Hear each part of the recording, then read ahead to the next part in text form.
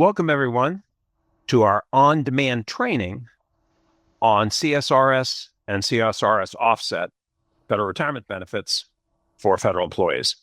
Whether you're joining us for the first time or a returning member of our federal community, we are glad you are here. My name is Dan Sipe. I'm actually the founder of Serving Those Who Serve, and we are a federal benefits education and fiduciary financial planning group with the unique mission to reach, teach, and serve you, the career civilian Fed. I want to begin, as I always do, by saying thank you.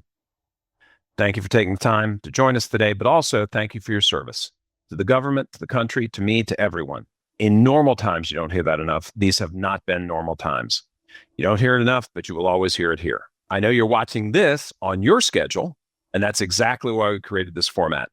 We recognize that your work environment has changed, and finding time during a workday for professional development has become increasingly challenging. So we made this valuable training available to you whenever and wherever works best, whether it's evening, hours, weekend time, any segment in between where it fits. For our training, once again, we have the guru, Ed Zerndorfer, presenting. Ed is a retired career Fed himself and probably has more certifications than anybody we've ever encountered. He is also hands down the most published author currently writing about federal benefits. You have no doubt read his work in the Fed Soup at federalnewsradio.com, the My Federal Retirement, Federal News Network, and perhaps most importantly for us right here in the Fed Zone, that's fed-zone.com. Quite simply, in my opinion, no one knows these topics any better. Before we get started, I want to explain a little bit about the model for this training if you're new, because it's likely different from other ones you've attended in the past. So this video is what we call part one, which is general education and delivered in this on-demand format. We also have part two, which is personalized education delivered via Zoom at a time that works for your schedule. What we found through the years is that people will attend multiple webinars, seminars, lunch and learns, trainings, and still don't completely understand how their benefits will behave and personally impact them and their families. So part two is created to ensure that you get your specific questions answered and have that deep and personalized understanding without pitches, pressure, or obligation. That part is key. Because the part two education is personalized to you and your family's unique situation, we do offer it by appointment only. So throughout today's training, you'll see QR codes at the bottom or side of various slides. If at any point you'd like to schedule your part two, simply use the camera on your cell phone to scan that QR code. That'll open a scheduling page. You can go right to it, pick a great date and time. Now, if you happen to be viewing this from your cell phone and can't access your camera feature at this time, simply take a screenshot of the slide and you should be able to open it in your Photos app, tap and hold the QR code down, and that should open the scheduling page. If for some reason it doesn't, or if you're just not a QR code person, that's perfectly fine. You can also email us directly at part2@swserve.com to request that part two session. So here's how this on-demand session works. Ed will present the comprehensive training content throughout the presentation. You'll see examples of questions we typically address in our live sessions. While you won't be able to ask questions real time as you could in the live webinar, you can always email your specific questions to part2@swserve.com or schedule that part two, working that we can address everything that's unique to your situation. Next, in keeping with our mission, in the interest of full disclosure, Raymond James asked us to provide the following slides. We are happy to do so. I do want to point out a couple of important things. Number one, Serving Those Who Serve sponsors this educational session to bring Ed to you. Number two, Ed is not here to solicit, never. And today will be purely educational. And lastly, we're not a part of OPM. I'll be back a little bit later to talk about the whole process. Without any further ado, let me tell you a little bit about Ed. He's been helping federal employees have a better understanding of their benefits, make better retirement decisions for over 25 years. Now, I told you he has a ton of certifications. Boy, howdy does he, and here they come.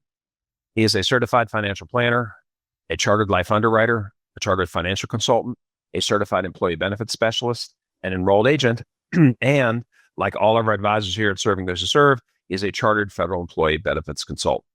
It is also a member of the Maryland Society of Accountants, the National Association of Enrolled Agents, the International Society of Certified Employee Benefits Specialists, Financial Planning Association, the National Association of Health Underwriters, and the Society of Financial Service Professionals. I told you he writes. Absolutely he does. Every single week for us in the Fed Zone. That's fed-zone.com.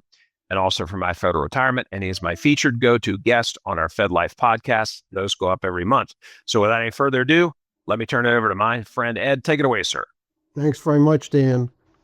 Hello, everyone. Thanks for joining us. Before I get started, I want to thank Dan and all the people at Serving Those Who Serve for once again giving me this opportunity to do another webinar, the recording for CSRS and Service Office and Employees. I couldn't do this webinar as well as all the others I do without the full support of Dan and the people at Serving Those Who Serve. And again, I want to thank them. And again, I want to welcome you. Ladies and gentlemen, let me just say this. If you are a CSRS or Service Offset employee, or you're a retiree, CSRS, Service Officer retiree, I'd like to say, welcome to the Old Timers Club. I am a CSRS retiree. We are the Old Timers. There are very few of us left in federal service. I heard maybe worldwide, maybe 100,000, if that much. So all I can say is it's a great retirement system. I think once you do retire, if you're not retired, you'll really appreciate what you have done. Though for those individuals who are still in service, either CSRS or Service Office employees, I just want to mention it's a challenge now for these individuals to get questions answered. And the reason I say that is if you go to your HR office, you go to your Human Resources office, and you have questions, your HR office, your personal office is made up of individuals who are FERS people. They came into the government after 1984, and they were not trained. They were not trained by personnel who were familiar with the CSRS retirement system. They had long retired. Now, these individuals who are in a position to answer questions, any problems you have with retirement, they're not in a position to answer them because they weren't trained in it.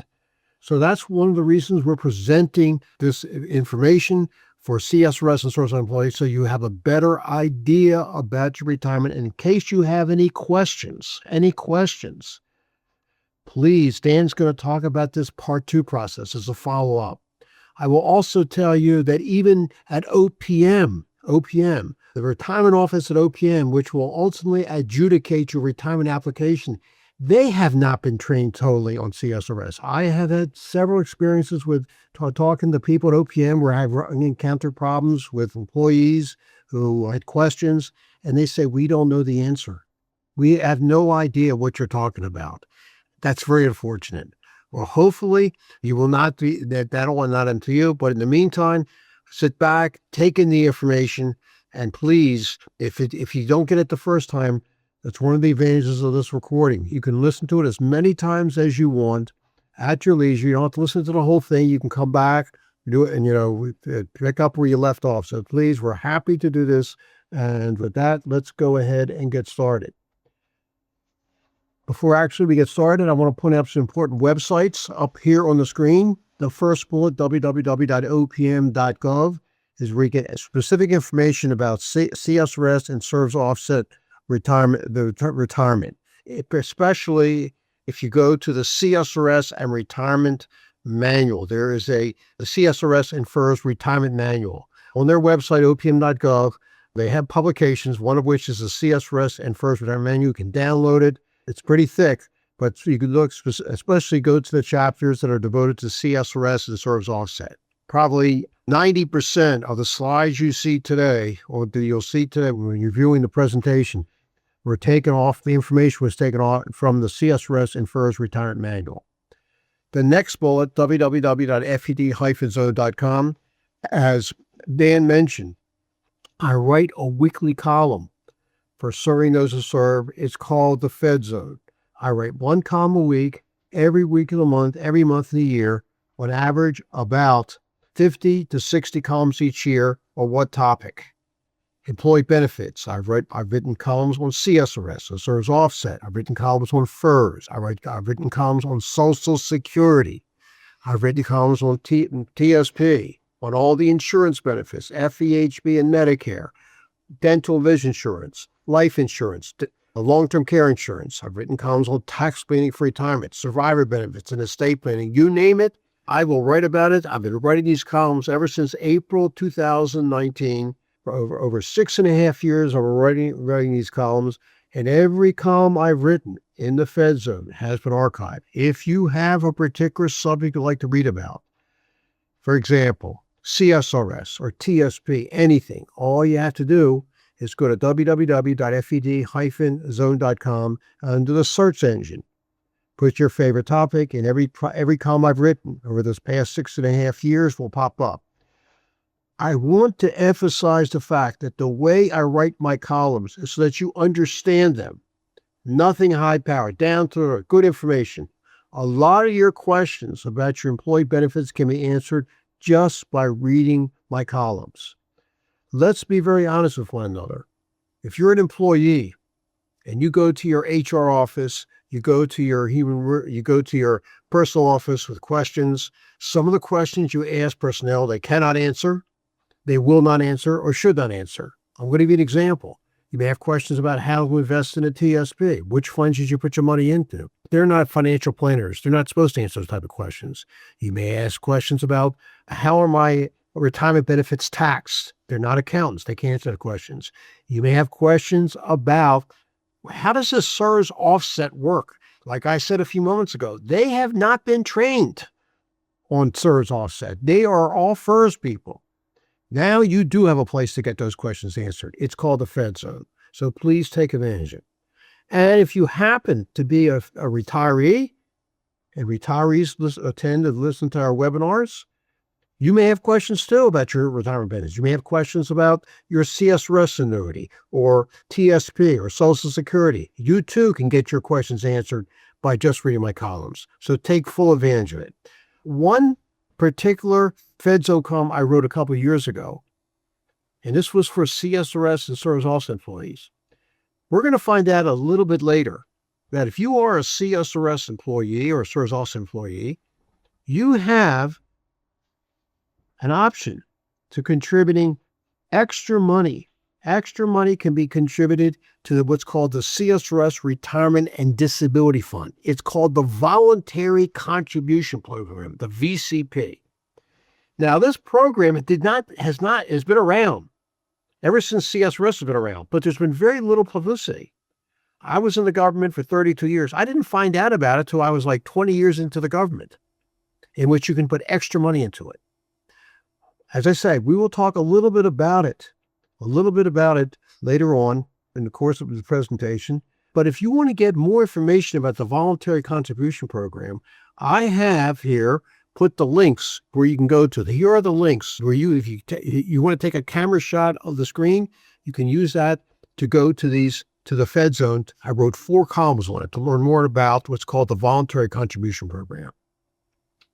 And the other bullet there, www.stwserve.com. Among the things on that website, we have other webinars. Some of that 4 to 5 webinars we have each month are live.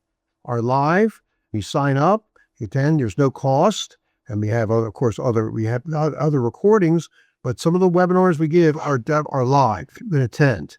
Among those are taxation of federal retirement benefits, Social Security, survivor benefits, TSP. So again, they're free. The more you can attend as many as you want, the more you attend, more opportunities to learn, ask questions, etc. Also on the website there are blogs. Dan mentioned that he and I do a monthly, blogs. Other serving those representatives write blogs on the serving those who serve website, well written on employee benefits. You can learn a lot by reading those blogs.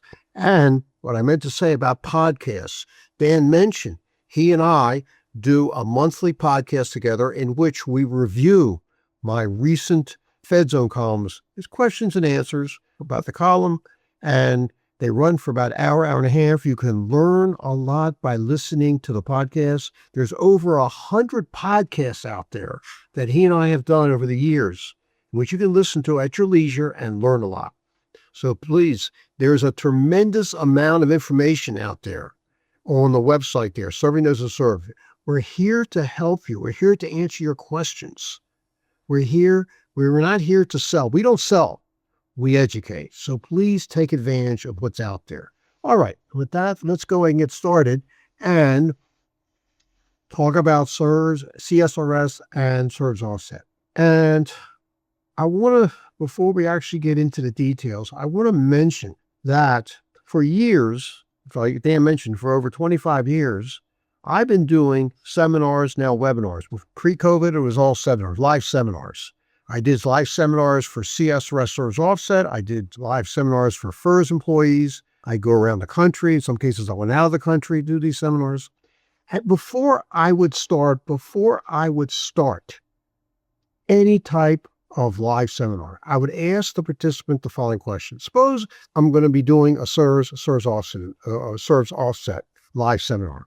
Here's the question I would ask the attendees. Now, today we're going to be talking about CSRS and CSRS Offset. My question to everyone is, are you certain that you are covered by the right retirement system? Everybody's looking at him. What are you talking about? What are you talking about? What are you talking about? Of course I know, I'm sure. If I'm here, I'm a CSRS employee. I'm a CSRS employee. I'm a CSRS Offset employee. And I would say, how do you know for sure? There's another retirement system out there called FERS. Unfortunately, some employees were put in the wrong retirement system. So before we begin the details here of CSRS and CSRS Offset, I need to give you a little background. Who's covered by CSRS? Who's covered by CSRS Offset? Who's covered by FERS? And it goes like this. If an individual came into federal service, they entered federal service. This is their initial hire as a permanent employee. I say permanent versus a temporary employee. They get to federal service. They're hired initially as a full-time or even a part-time permanent employee before the state, January 1st, 1984. They were put into the CSRS retirement system. Why? Because there was nothing else out there. There was nothing else out there. On the other hand, if an individual entered federal service initially and was hired as a full-time or part-time permanent employee after December 31st, 1983, they were put into the federal employees retirement system of FERS. What I'm saying is the cutoff date for who is going to be CSRS, who's going to be FERS is January 1st, 1984. Now, you might be thinking here a little bit, well, actually, I did come into the federal government before January 1st, 1984. How so? Well, seems like in the early 1970s, I was hired as a temporary employee. I worked over the summer. Yeah, I had an internship at a federal agency for 2 summers. 1971, 1972. I worked for a total of 6 months. Does that count? That's why when I finally entered federal service, they hired me permanently, and that was 1980. I was put into CSRS. I said, no, that's not the reason. You had temporary service. That doesn't count. What distinguishes a temporary employee versus a permanent employee? It's very simple. When you're hired as a temporary employee, you're getting paid. Of course you're getting paid. You work, you get paid. What is coming out of your paycheck, though? Federal income taxes, state income taxes. If you work in a state income tax. Social Security taxes, FICA taxes, and Medicare Part A. That's it. You have no benefits. When you're a temporary employee, incidentally, you can't put money into the TSP. You don't have any insurance coverage. You can't enroll in the Federal Employee Health Benefits Program, dental vision, none of that. The only benefit you have as a temporary employee is that you are accruing leave, annual leave and sick leave. That's the only benefit you have. Now, we will find out a little bit later that as a result of your temporary service, you will get credit. You will get credit for your retirement. I'll show you how a little bit later, how you're getting credit for your future retirement. Another example in which you were working for the federal government, you came in before January 1st, 1984. It's called military service. You were on active duty. When you were on active duty, you were getting paid. Yeah, you were getting paid. Of course you're getting paid. But nothing was coming out of your paycheck to go into any retirement system. Just like when you were a temporary employee, nothing was coming out of your paycheck. Nothing was coming out of your paycheck to go into any retirement system. In this case, the civil service retirement system. We're going to find out here in a few moments that when you are a CSRS employee, 7% of your paycheck every 2 weeks is being deducted and deposited into the CSRS, the Civil Service Retirement, the Civil Service Retirement and Disability Fund. Civil Service Retirement and Disability Fund. That's what it's costing you to be enrolled in CSRS. All right. So, how can you get credit for temporary service and military service? By making a deposit, which we'll talk about later on. How to make you get credit for your future retirement by making a deposit. All right.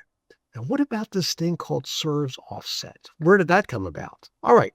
So, a SERVS offset employee ended up as follows. A SERVS offset employee entered federal service sometime before and was hired as a permanent, full-time, or part-time employee. They came in again before January 1st, 1984. This is their initial hire. And they worked a certain number of years under CSRS, but then they left federal service. They left federal service for one reason or another. And they left federal service for at least 1 year. And then they came back to federal service. They returned to federal service sometime after December 31st, 1983. Now, as I said a few moments ago, if you came into federal service after December 31st, 1983, and this was your initial hire, you came in after December 31st, you were put automatically into FERS. Why? Because Congress had passed a law. This was Congress. This was passed by Congress. Any newly hired employee coming after December 31st, 1983 would be put into this new retirement system. So this initially hired CSRS employee who left federal service, came back to December 1st, 1983, would they be put into FERS? Well, Congress said no. If you came back to federal service, you're not allowed to go into the new retirement system. So, where was this employee who left federal service sometime, came back after December 31st, 1983, where'd they end up? Well, Congress, would you believe, you probably would, also passed a law that this returning CSRS employee cannot go back into CSRS. So where does this leave this employee who came back? In no-no land, correct? Well, Congress had to do something immediately when they found out about this. They created a subset. They called the subset of CSRS called SERVS offset. And here's how it works. When you're a SERVS offset employee, remember I mentioned about the 7% that a CSRS employee contributes to the Civil Service Retirement Disability Fund? Well, a SERVS offset employee also does contribute 7%. But here's the difference. A CSRS employee is not covered by Social Security. A SERVS offset employee is, just like a FERS employee. So of the 7% coming out of the SERVS offset employee, 6.2% is being deducted, and that's considered to be FICA, the Social Security tax. The FICA tax is 6.2%.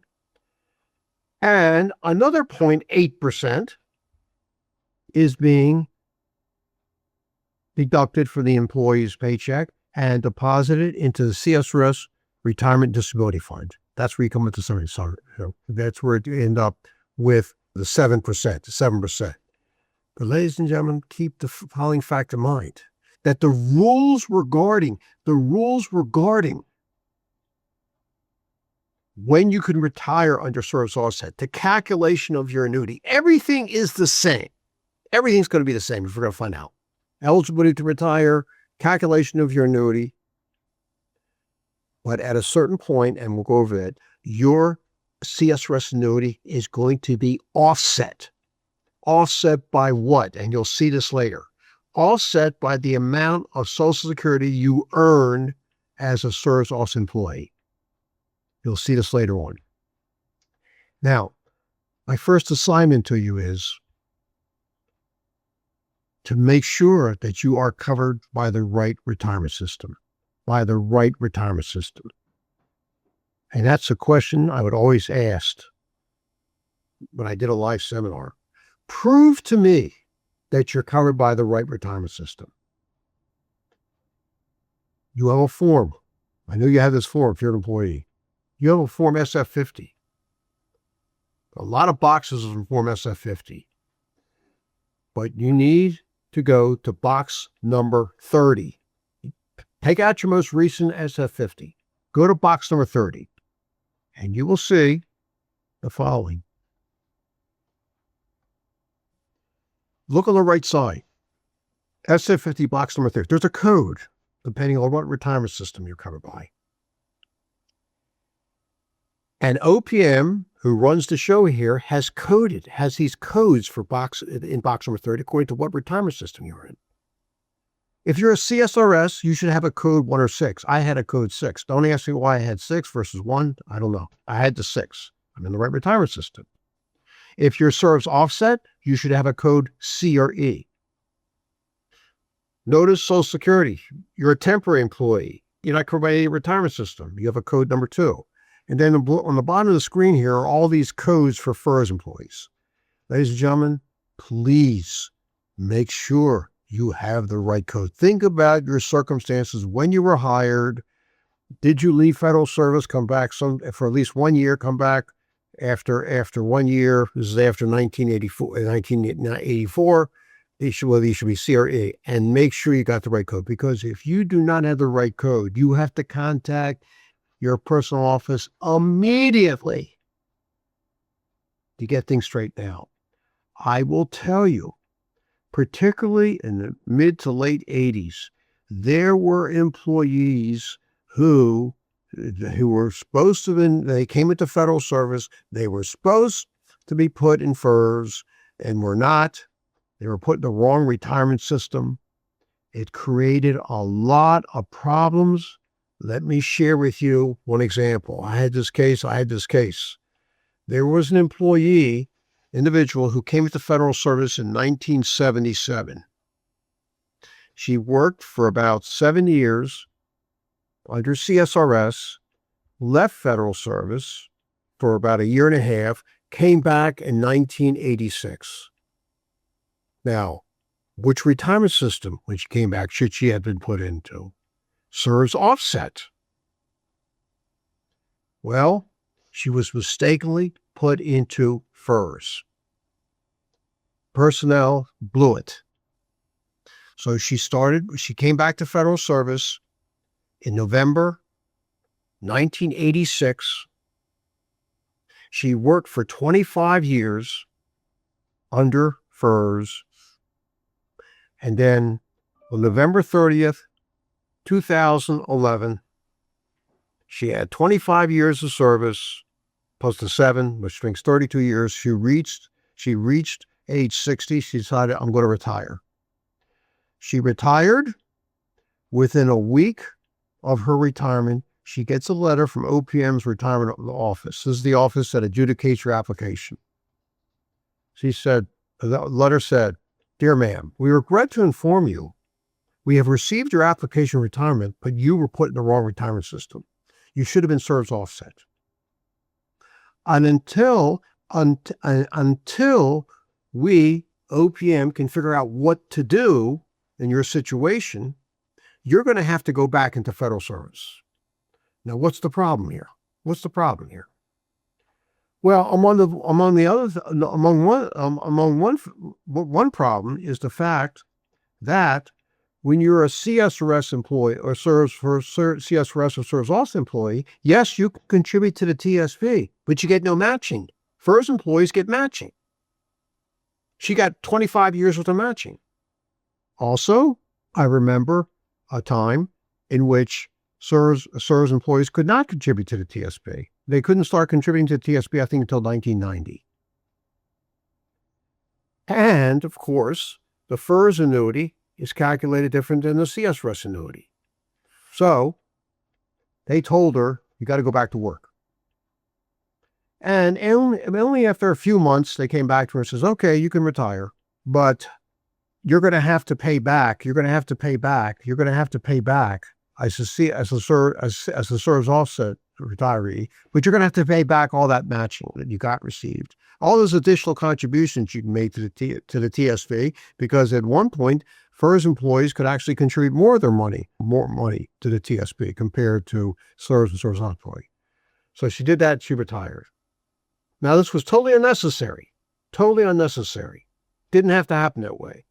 In fact, things got so bad in the 90s and early 2000s that in 2010, Congress passed a law called the FERCA law.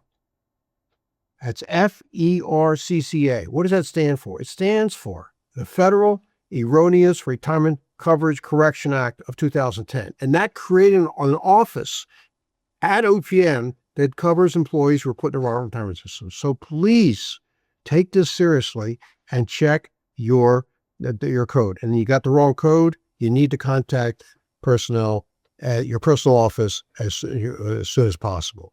Okay? All right.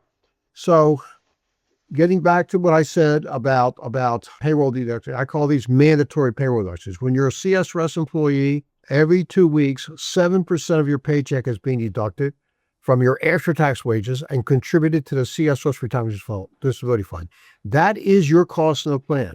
That 7% that you're contributing every 2 weeks is taken from your after-tax money. It's not pre-tax. And you will get that money back as part of your monthly annuity. And because you paid that tax and made that contribution with after-tax dollars, that portion of your monthly annuity or CSRS annuity that you paid is not taxable because you already paid tax on those contributions. We have a taxation of federal retirement benefits live webinar. We hold it every month. If you have not attended that, it's probably a good idea that you understand how your CSRS annuity is taxed. We talk about that in detail. What else is mandatory when it comes to what's coming out of your paycheck?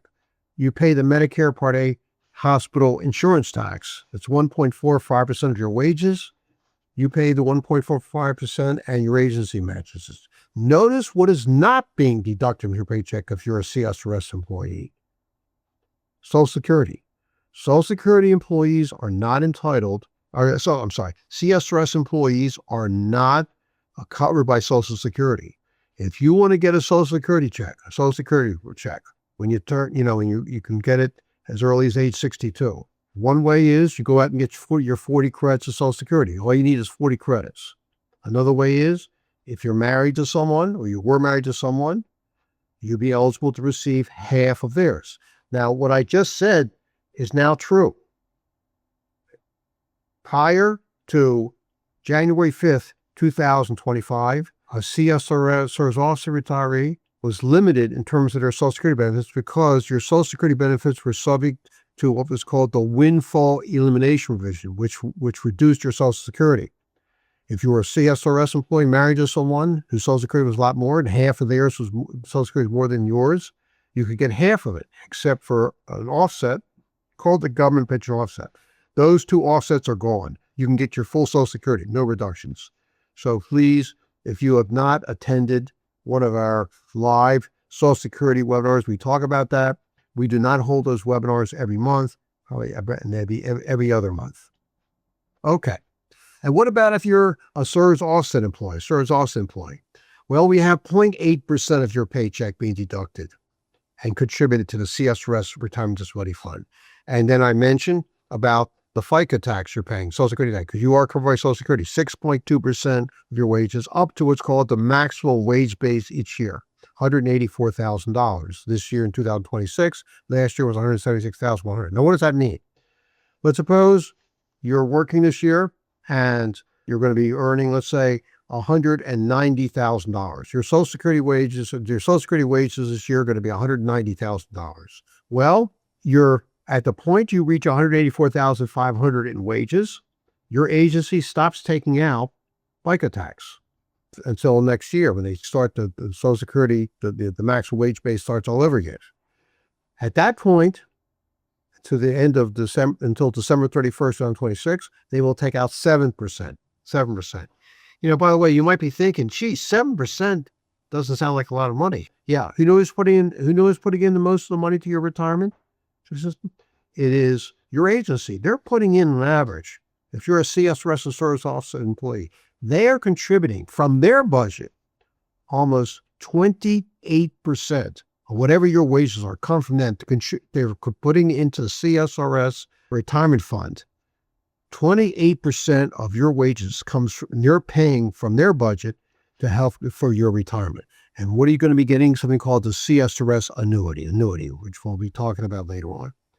Here are the limits for contributing to the TSP for this year. They've gone up. You do not get any matching contributions, but all the money is payroll deduction. If you're over 50, you can make up with catch-up contributions, and they have also gone up this year. You can see the maximums there. All right. Now,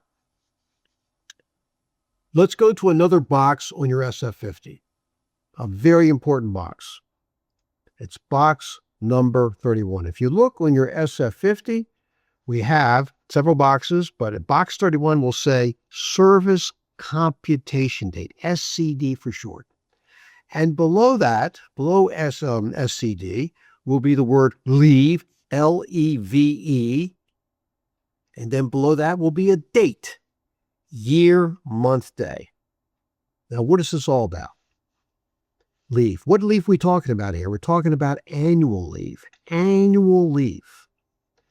As you know, the first 3 years of federal service,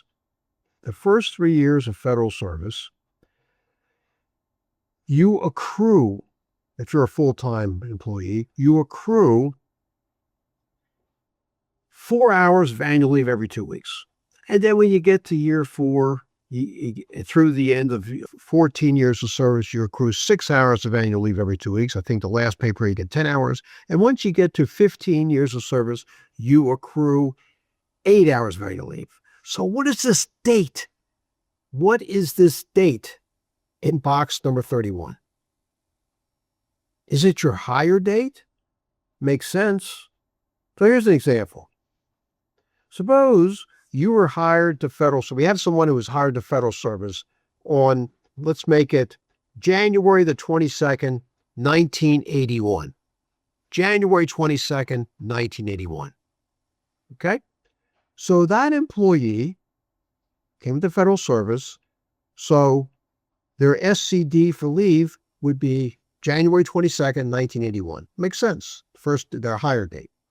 Is there any way that SCD for leave can be backdated? I'll give you two possibilities.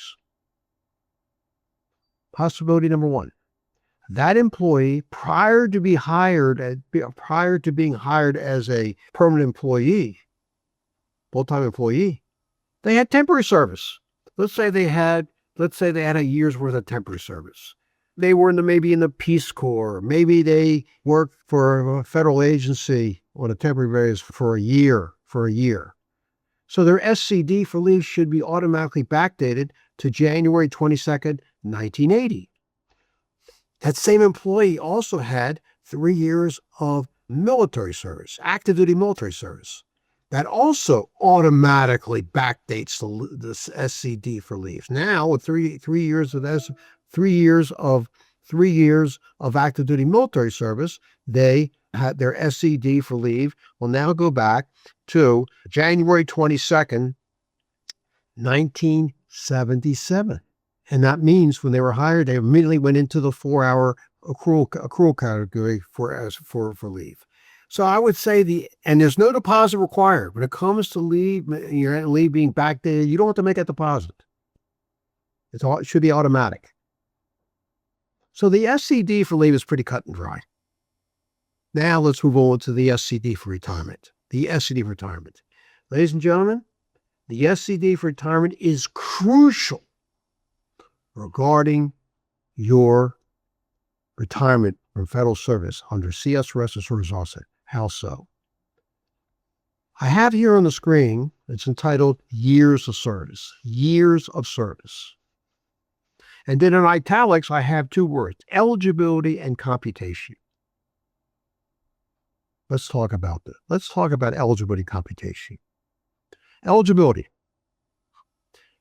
In order to retire from federal service under CSRS or service offset, you must fulfill two requirements.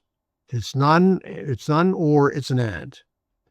Number one, you have to be at a minimum age, and two, you have to have a minimum number of years of service. So let's do an example. You'll see a chart a little bit later. What are the possibilities when you can retire immediately? I know most CSRS employees are familiar with this one. If you have at least 30 years of service and you have reached your 55th birthday, you can retire immediately. Retire immediately means that you retire and then 1 to 2 months after you retire, 1 to 2 months, you will receive the first of lifetime CSRS annuity checks. All right. Now, how do you get eligible? How do you, these years of service, you mentioned you had 30 years of service. How are you getting credit for eligibility? And the way you get credit is every 2 weeks in which something's coming out of your paycheck and being deposited into the CSRS Retirement Disability Fund, CSRS employees, 7%. Service offset employees, 0.8%. Every 2 weeks, it's making you 2 weeks more eligible to retire, closer to being able to retire. You're paying for your retirement. Every 2 weeks, it's making you 2 weeks closer to being eligible to retire. All right? So what about computation? What is that all about? Your years of service. Your years of service are used to compute your starting CSRS gross annuity. No matter what type of retirement you're talking about, early, regular, normal, deferred, postponed, anything. What are we talking about here? When you retire from federal service as a CSRS or service offset employee, you will receive something called the CSRS annuity. The CSRS annuity is a guaranteed pension. What do I mean by guaranteed? It means that you're going to get it for a lifetime, no matter how long you live. Who's guaranteeing it? The federal government. It's classified as a defined benefit plan. That means you know what you're going to get. You're going to be getting COLAs. It's inflation protected somewhat, and it's going to last forever. You're not going to outlive it. And this is so important in this day and age. Knowing that when you retire from federal service, that retirement check is going to come in forever, as long as you're living. And if you choose to give a survivor annuity, typically to a spouse, your spouse could receive as much as 55% of what you were getting at the time of your death the rest of his or her life. This is a blessing from heaven. I'm saying that because, when you work for a private company, you don't get that type of pension. Private companies do not offer defined benefit plans because they're too expensive. If a private company is going to offer any type of retirement, it's going to be in the form of what's called a defined contribution plan. What's an example of a defined contribution plan? A 401k plan. The TSP is a defined contribution plan. Hopefully you've been putting money into the TSP. TSP is a very good retirement plan. But the biggest difference between your TSP and your CS annuity is that there's nothing guaranteed with the TSP. You're going to get as much out of the TSP after you retire. You're going to get as much out of it according to what? How much you contributed to it. How well you invested in it. No guarantees though. You could outlive it. You're not going to live the CS annuity. So how does OPM calculate your CS annuity? I'll say it very slowly. When you retire from federal service, OPM will know how many years you've worked, years and months, how many years you've worked. That's going to be your length of service. We'll add to that any unused sick leave hours converted to months and days of service, and you'll see this later on how they convert unused sick leave to months and days of service. And multiply that times your high 3 average salary times what's called an accrual factor. I'll show you this later on, but I want to make a point now. The more years you work, God willing, the more unused sick leave you have, the larger is going to be your starting. I emphasize the word starting for CSRS gross annuity. I say that because every year, starting after you retire, you're going to be getting a COLA. It's going to go up. You want to make sure before you decide to retire that starting gross annuity is going to be enough to live off of for yourself and for your family. This is very important. So let's get back to what the SCD for retirement is. The SCD for retirement is defined as follows. What is the starting point? When did you start contributing to the CSRS Retirement and Disability Fund? In the example I was using, somebody hired on January the 22nd, 1981. That's when they came into federal service. Would that be their SCD for retirement? Yeah, but wait a minute. Didn't we say something about the fact that the person had temporary time, person had military service, and we moved back their SCD for leave, and the SCD for leave will back 1 year for 1 year of temporary time and 3 years for military service to January 22nd, 1977. Did we say that? What about for retirement? Well, would they have to make a deposit?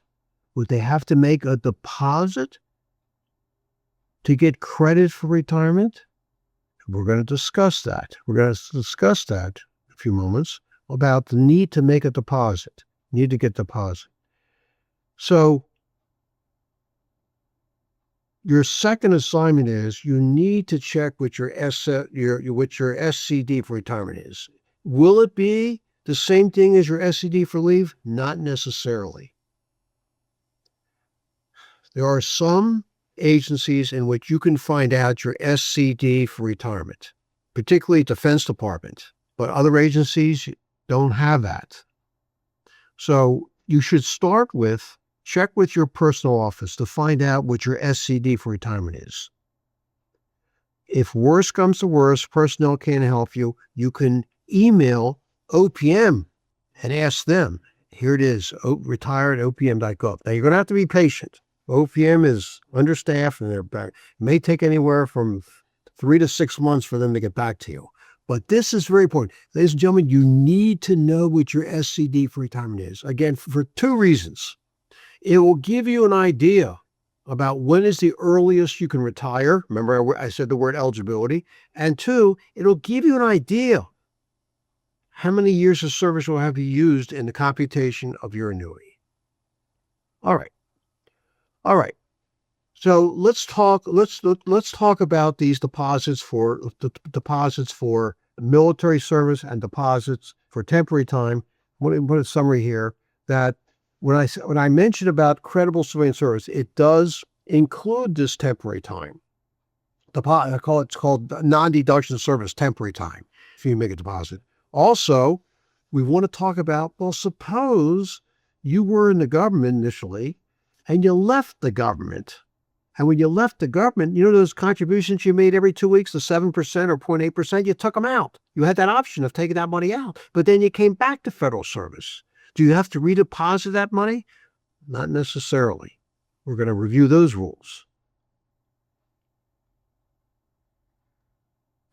And what about military service? Do you have to make a deposit? Maybe not. What about unused sick leave? Is any deposit required? No, nothing. You don't have to worry about making a deposit for unused sick leave because that you're getting credit for any unused sick leave hours. From the day that you retire, any unused sick leave you have in hours will be converted to months and days of service and added to your existing service time and used for computation purposes only. All right, we'll do the military service and then we'll take a slight break. All right. It says here, honorable active duty military service may be credible for establishing retirement eligibility and computing the annuity if the service is not included in military retirement pay. And here's what that means. If you happen to be a military retiree for active duty, and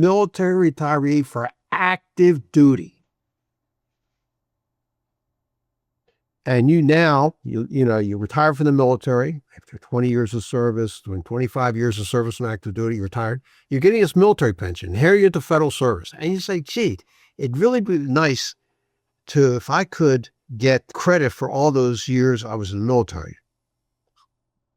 Is that possible? And the answer is you would have to, in order to do so, you'd have to waive your military retirement check. Waive it. That is, and then make a deposit for all those years that we're going to talk about what the deposit is here in a moment. It's going to be a lot of money. Is it worth it? Probably, in most cases, probably not. But there are exceptions. All right.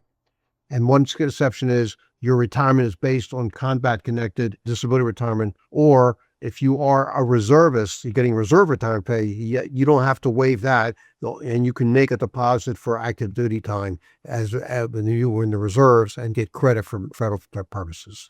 And if you happen to be a military retiree for active duty, and you're thinking about this thing and you want to discuss it, as part of this Part 2 meeting, serving those as a representative is fully equipped to make that calculation. It's not difficult, but it's really worth getting a professional to see whether it's worth waiving that military retirement, and the serving those as representatives can definitely do that for you.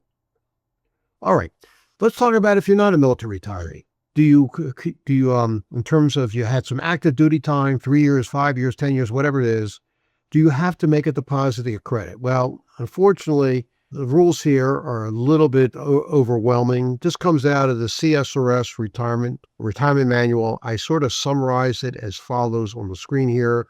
Let me explain what this is all about, how this works. All right. So we have, let's go back to our example. We had somebody who entered federal service when? On January the 22nd, 1981. And we said they had three years of active duty military service. Okay.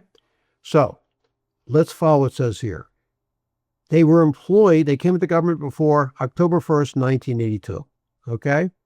All right, 10/1/82. And let's suppose they're going to retire at let's say in their late 50s. They're late 50s, they're going to retire. Okay?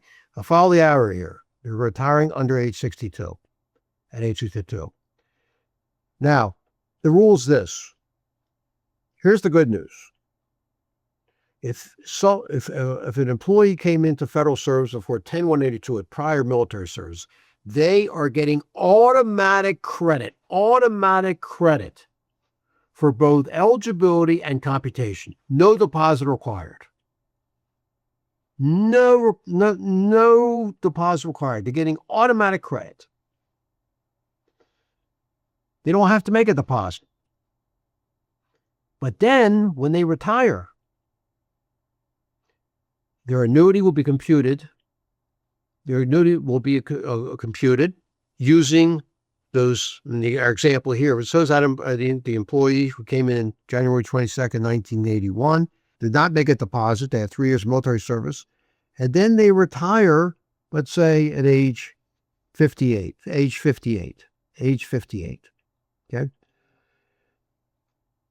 OPM will use those 3 years in the computation of their annuity.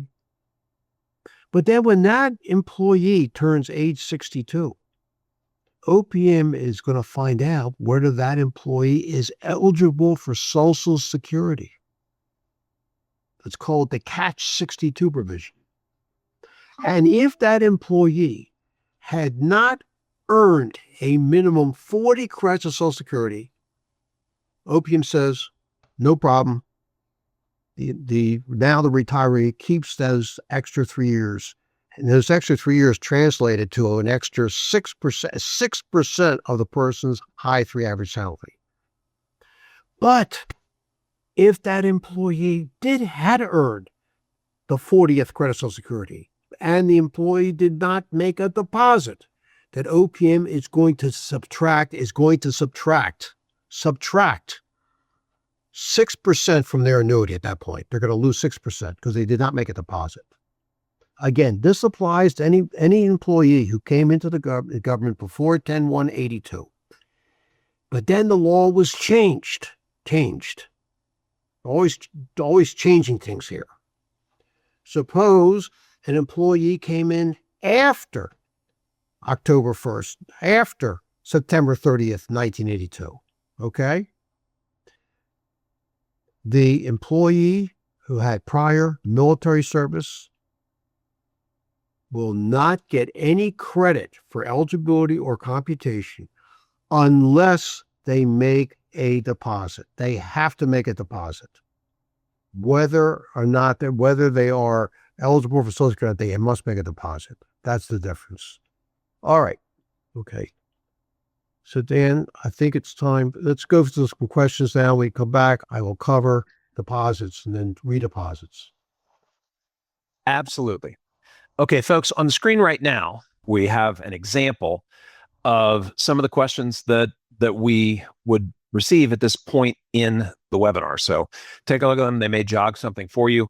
These are exactly the types of questions that we address in our Part 2 personalized education sessions. So remember, you can scan that QR code at the bottom of the slide there to schedule, or you can email us at part2@swserve.com. But I would like to tell you a little bit more about the Part 2 process that Ed's mentioned a couple times. I did as well. So, little background. Part 2 came about as a result of our observation over the decades, literally, as serving those who serve, is that people come into trainings like this with questions like, what is it and how does it work? Well, then the information starts flowing. And then those questions morph into, what's mine going to look like? And how is that going to affect me and my family? And that is exactly why we created Part 2. So Part 2, again, is what we call personalized education, and the focus is on education. Because there's 2 complimentary, no obligation meetings with one of the advisors from serving those who serve to review your benefits. So today we're learning about CSRS, but we believe no retirement decision exists in a vacuum. All the parts can influence your retirement. So we are going to discuss everything. And to do so, we're going to create a comprehensive report covering all of your retirement benefits. So the first meeting is data gathering. We're going to ask you to bring some information. Then at that second meeting, we're going to review through in detail that benefits report.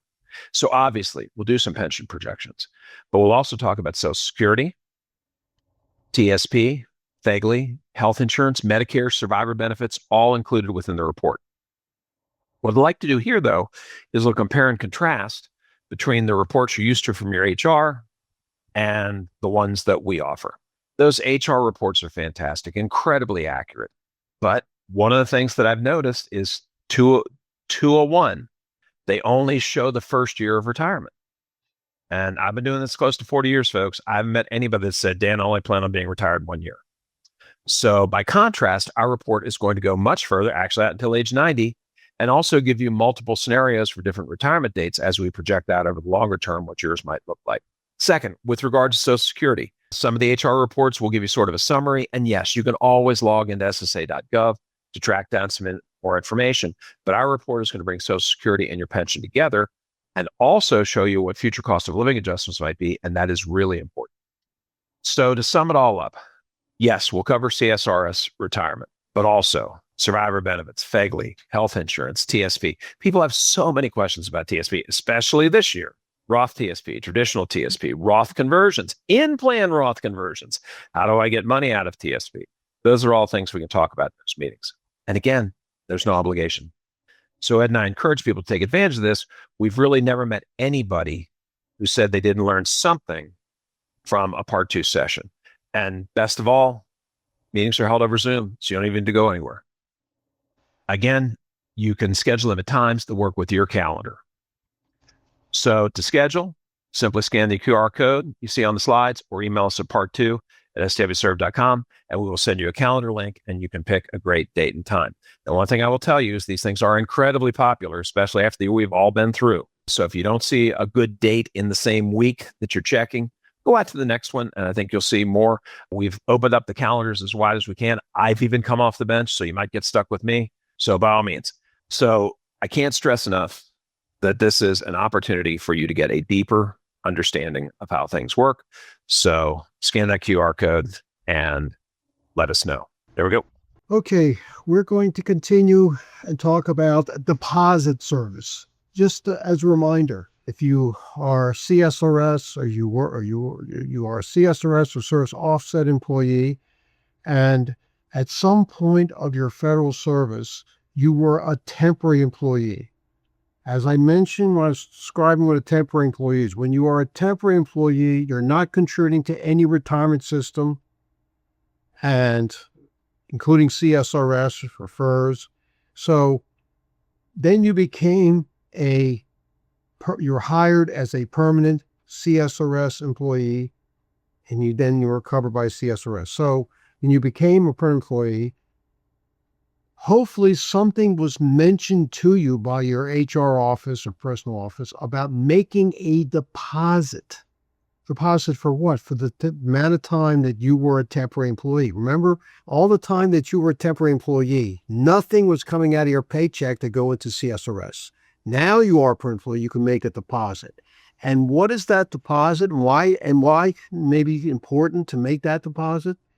Well, if you were hired before 10/182, and again, it seems like when Congress makes changes, they set dates. And there is something called a deposit service that applies to CSRS employees who came in before, hired as permanent employees before 10/182. And there's a modification of the law to apply to CSRS employees who came in after September 30th, 1982. So we're going to cover both. All right. So let's go back to our example. We have an employee who was hired on January 22nd, 1981, who had a year's worth of temporary time. Okay.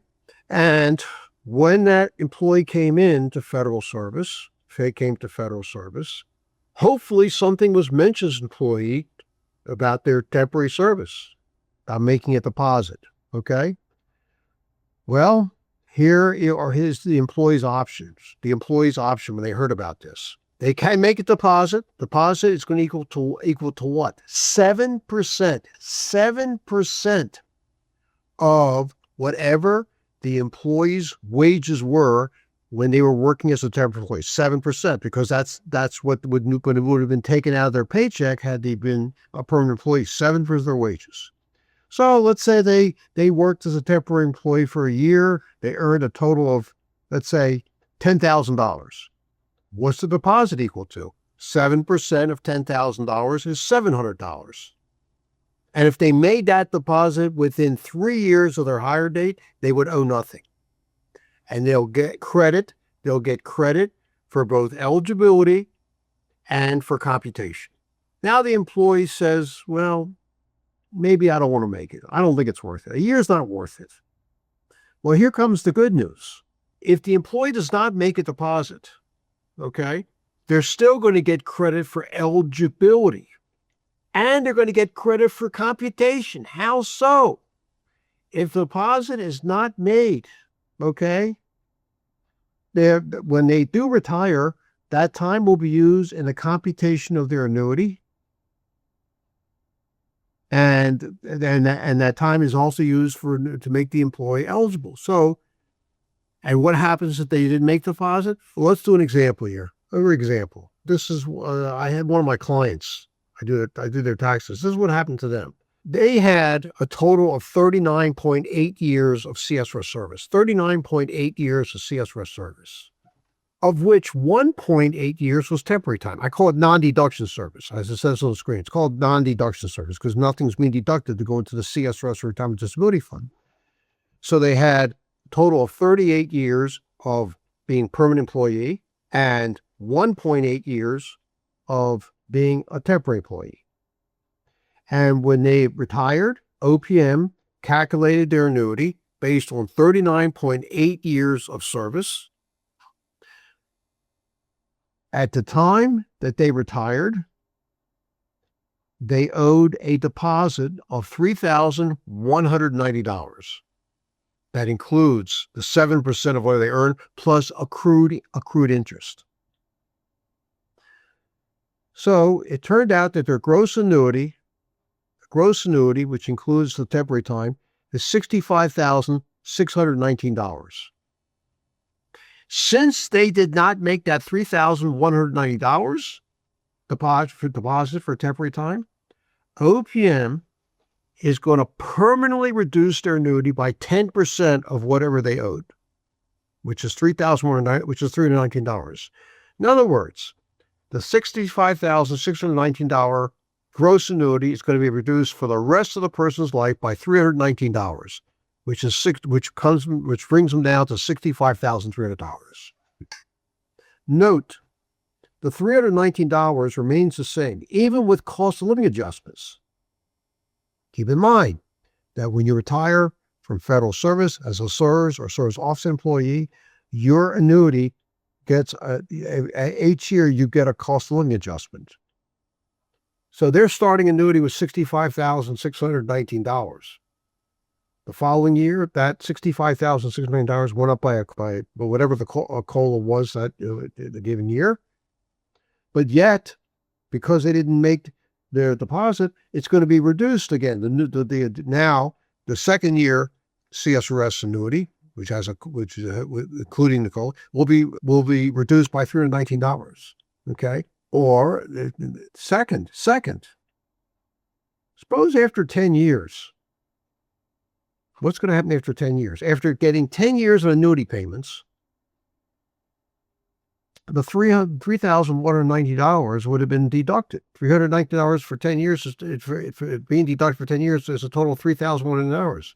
Would OPM stop taking out the $319 at that point? No. It goes on. It's forever. Okay? And if this person decides to give a survivor annuity, typically to a spouse, it applies to the survivor annuity as well. So here's a question to think about. Do you think it's worth this person, and they would have to make this deposit before they retire? They can't make it after they retire. Is it worth their while to make that $3,190 deposit? In my opinion, yes, it is. I'm going to give you two reasons. Reason number one. What's the alternative? Person would say, well, I could take the $3,190. Why should I give it to OPM? I can invest it. And my response to that is, if you can find for me some type of investment in which you get a guaranteed after-tax investment return of 10%. You're taking $3,190. You want to get back each year $319. That's after tax. Is there something out there that guarantees an investment, that guarantees a return of 10%? 10% after tax. You know what the answer is. No. There is no such thing. That is reason number one. Reason number two.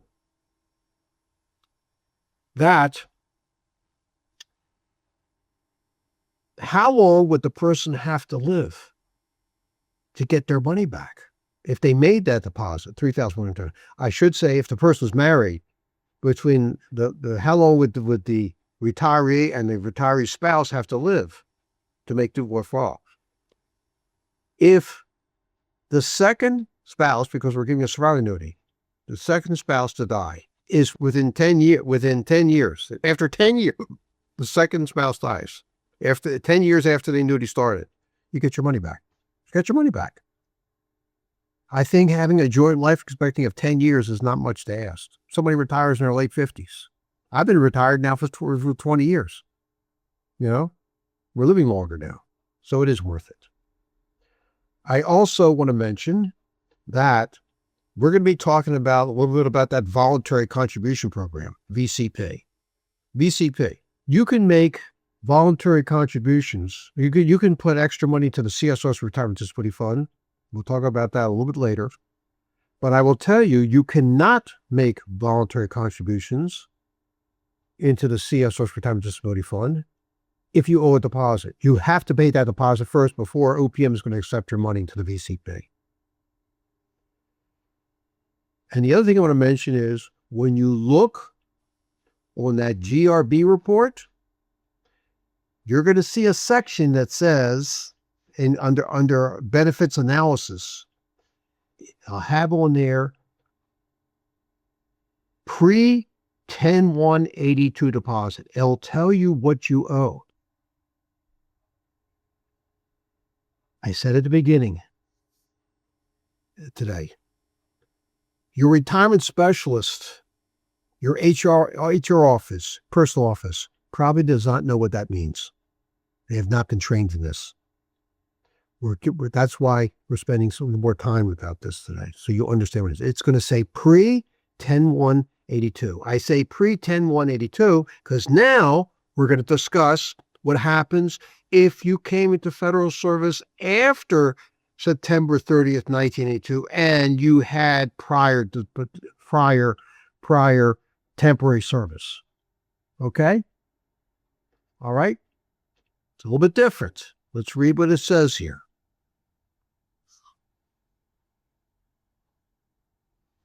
The good news is that temporary time that you had before 9/30, before you came into federal service, sometime after 9/30, and hired as a permanent employee, you came in sometime after September 30th, 1982, you were hired as a permanent employee, but you had your temporary service before that. That service time as a temporary employee does count for eligibility. What about for computation? Read what it says here. A deposit must be made, including interest, in order for service to be used in computation. All right, let's do an example here to see how this works. So we have an employee who has 10 years worth of temporary time, a lot of time. Their deposit for their temporary time is equal to $40,000. A lot of money. They have 10 years of temporary time. They have 25 years of permanent time. So that's a total of 35 years. Their high 3 average salary is $125,000. Okay? So if this employee does not make a full deposit, no partial is no good. You got to make a full deposit, and they complete the deposit by the time they retire. Their annuity will be reduced. Okay? Reduced.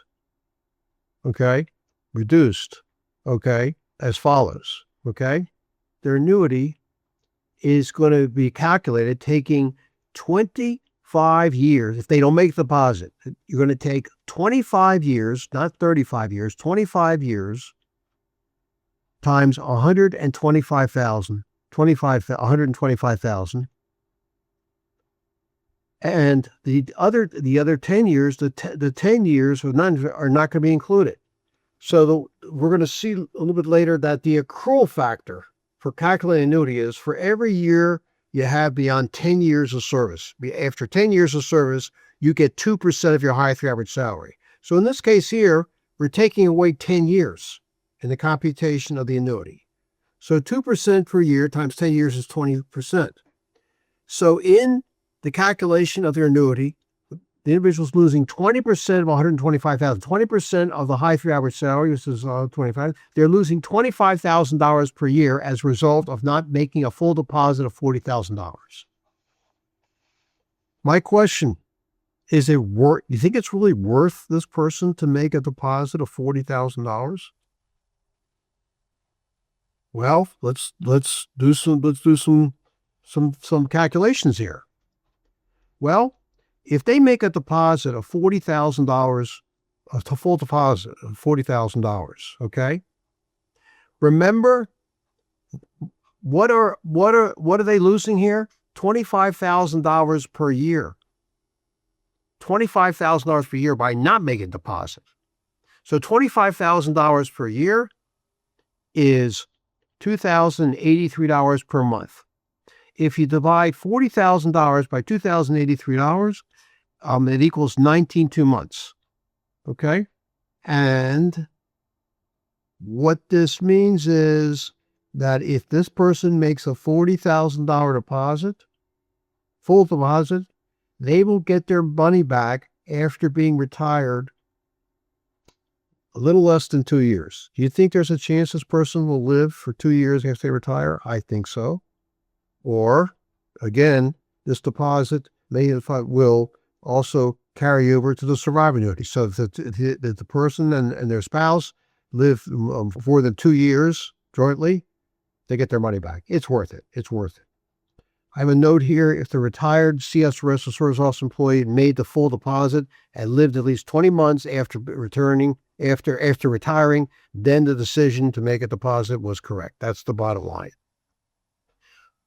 Now, this deposit owed for post who came into the federal government after September 30th, 1982, it'll show up on your GRB statement under benefits analysis. It'll say post 9/30 deposit. You'll see what you owe. And if you're going to make that deposit, you must make that deposit in full, has to be completed by the time you retire. You may have to take out a loan. $40,000 in this case is not loose change. You could take out a loan from your TSV account. Take out a TSV. I'm not a big fan of TSV loans. You don't use TSV loans to pay off credit card debt. You don't use TSV loans to buy a car. Use TSV loans to enhance. If you use a TSV loan to enhance your other retirement, I'm all for it. All right. There's part 2, benefit analysis here. Again, this is what I was talking about in this information here. It talks about pre-10/1/82 deposits and post-9/30/82. Now, let's talk about redeposits. Redeposit. What is a redeposit? A redeposit is the following situation. If a CSRS service office employee at some point during their federal service, they left federal service. They left federal service, and when they left federal service, they were given the option of getting a refund of their CSRS contributions. Let's keep in mind what I said earlier today. Every 2 weeks, how much is coming out of a CSRS employee's paycheck and deposited into the CSRS Retirement Disability Fund? 7%. For CSRS offset, 0.8%. And where's that money being deducted from? From the employee's paycheck on an after-tax basis. And what is it going to be used for? Again, it's going to be used, it's the employee's cost for their CSRS annuity. It's their cost. That money came out on an after-tax basis. Now, they were given the option to withdraw. Now, why would somebody want to get a refund of their contributions then, of their other CSRS contributions? Answer, they're not going to retire. They're not going to work. They didn't work enough number of years to get the CSRS annuity. So why keep the money in the system? So some employees took the money out. But some of these employees came back to federal service. They returned. And when they returned, what effect does it have on their retirement eligibility? What effect does it have in the computation of their CSRS annuity as a result of their leaving federal service and withdrawing their contribution? Once again, it all depends when they left federal service and the money they took out. There's a breakdown here. Well, the good news is, no matter when they left federal service, the money they withdrew covering the years that they were in federal service, their contributions, the money they took out, that in which they contributed every 2 weeks to CSRS, Retirement Disability Fund, will not affect their eligibility to retire now that they've retired from federal service. That is for eligibility purposes. But for computation purposes, there's a difference, okay? And it comes down to 2 different dates again. Let's read what it says here. An employee who left federal service before March 1st, 1991. The contributions were withdrawn before that date, or take the money out. Then an employee subsequently came back. Again, they're getting, let's say they took out 10 years worth of contributions. They still get credit for those 10 years for eligibility purposes when they come back. Will they get credit for computation purposes for those 10 years?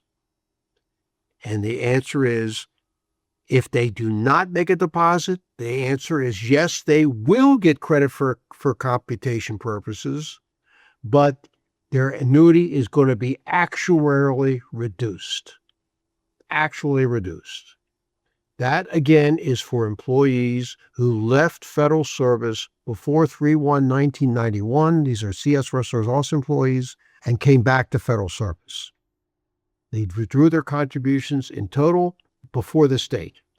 If they withdrew their contributions after February 28, 1991, and they came back, they're getting credit for eligibility purposes, but when they come back, in order to get credit for computation purposes, they have to make a full redeposit, including interest that must be made in order to count the years associated with the drawn contributions in the CSRS annuity computation. Again, it's all summarized in this chart here. This is for a non-disability retirement, okay? Non-disability, and then we have for disability retirement, okay? Again, the period of refunded service ending before March 1st, 1991. The CSRS monthly annuity actually reduced by the amount equal to the redeposit includes interest and the age of the employee at retirement. I'm going to do an example here in a moment. If they refunded their service after February 28th, 1991, the service counts for eligibility, but not for purpose of computing the annuity, again, unless a full redeposit made. In the case with disability, the service counts for eligibility, but not for purposes of computing the annuity. All right. So let's do an example here.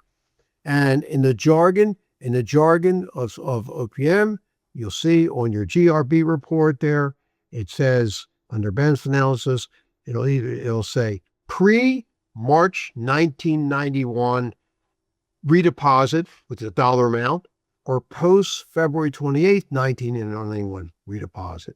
So you'll know what that is. If you owe a redeposit, then you are not going to be able to contribute to the VCP until you make that full redeposit. And that redeposit, like a deposit, has to be paid no later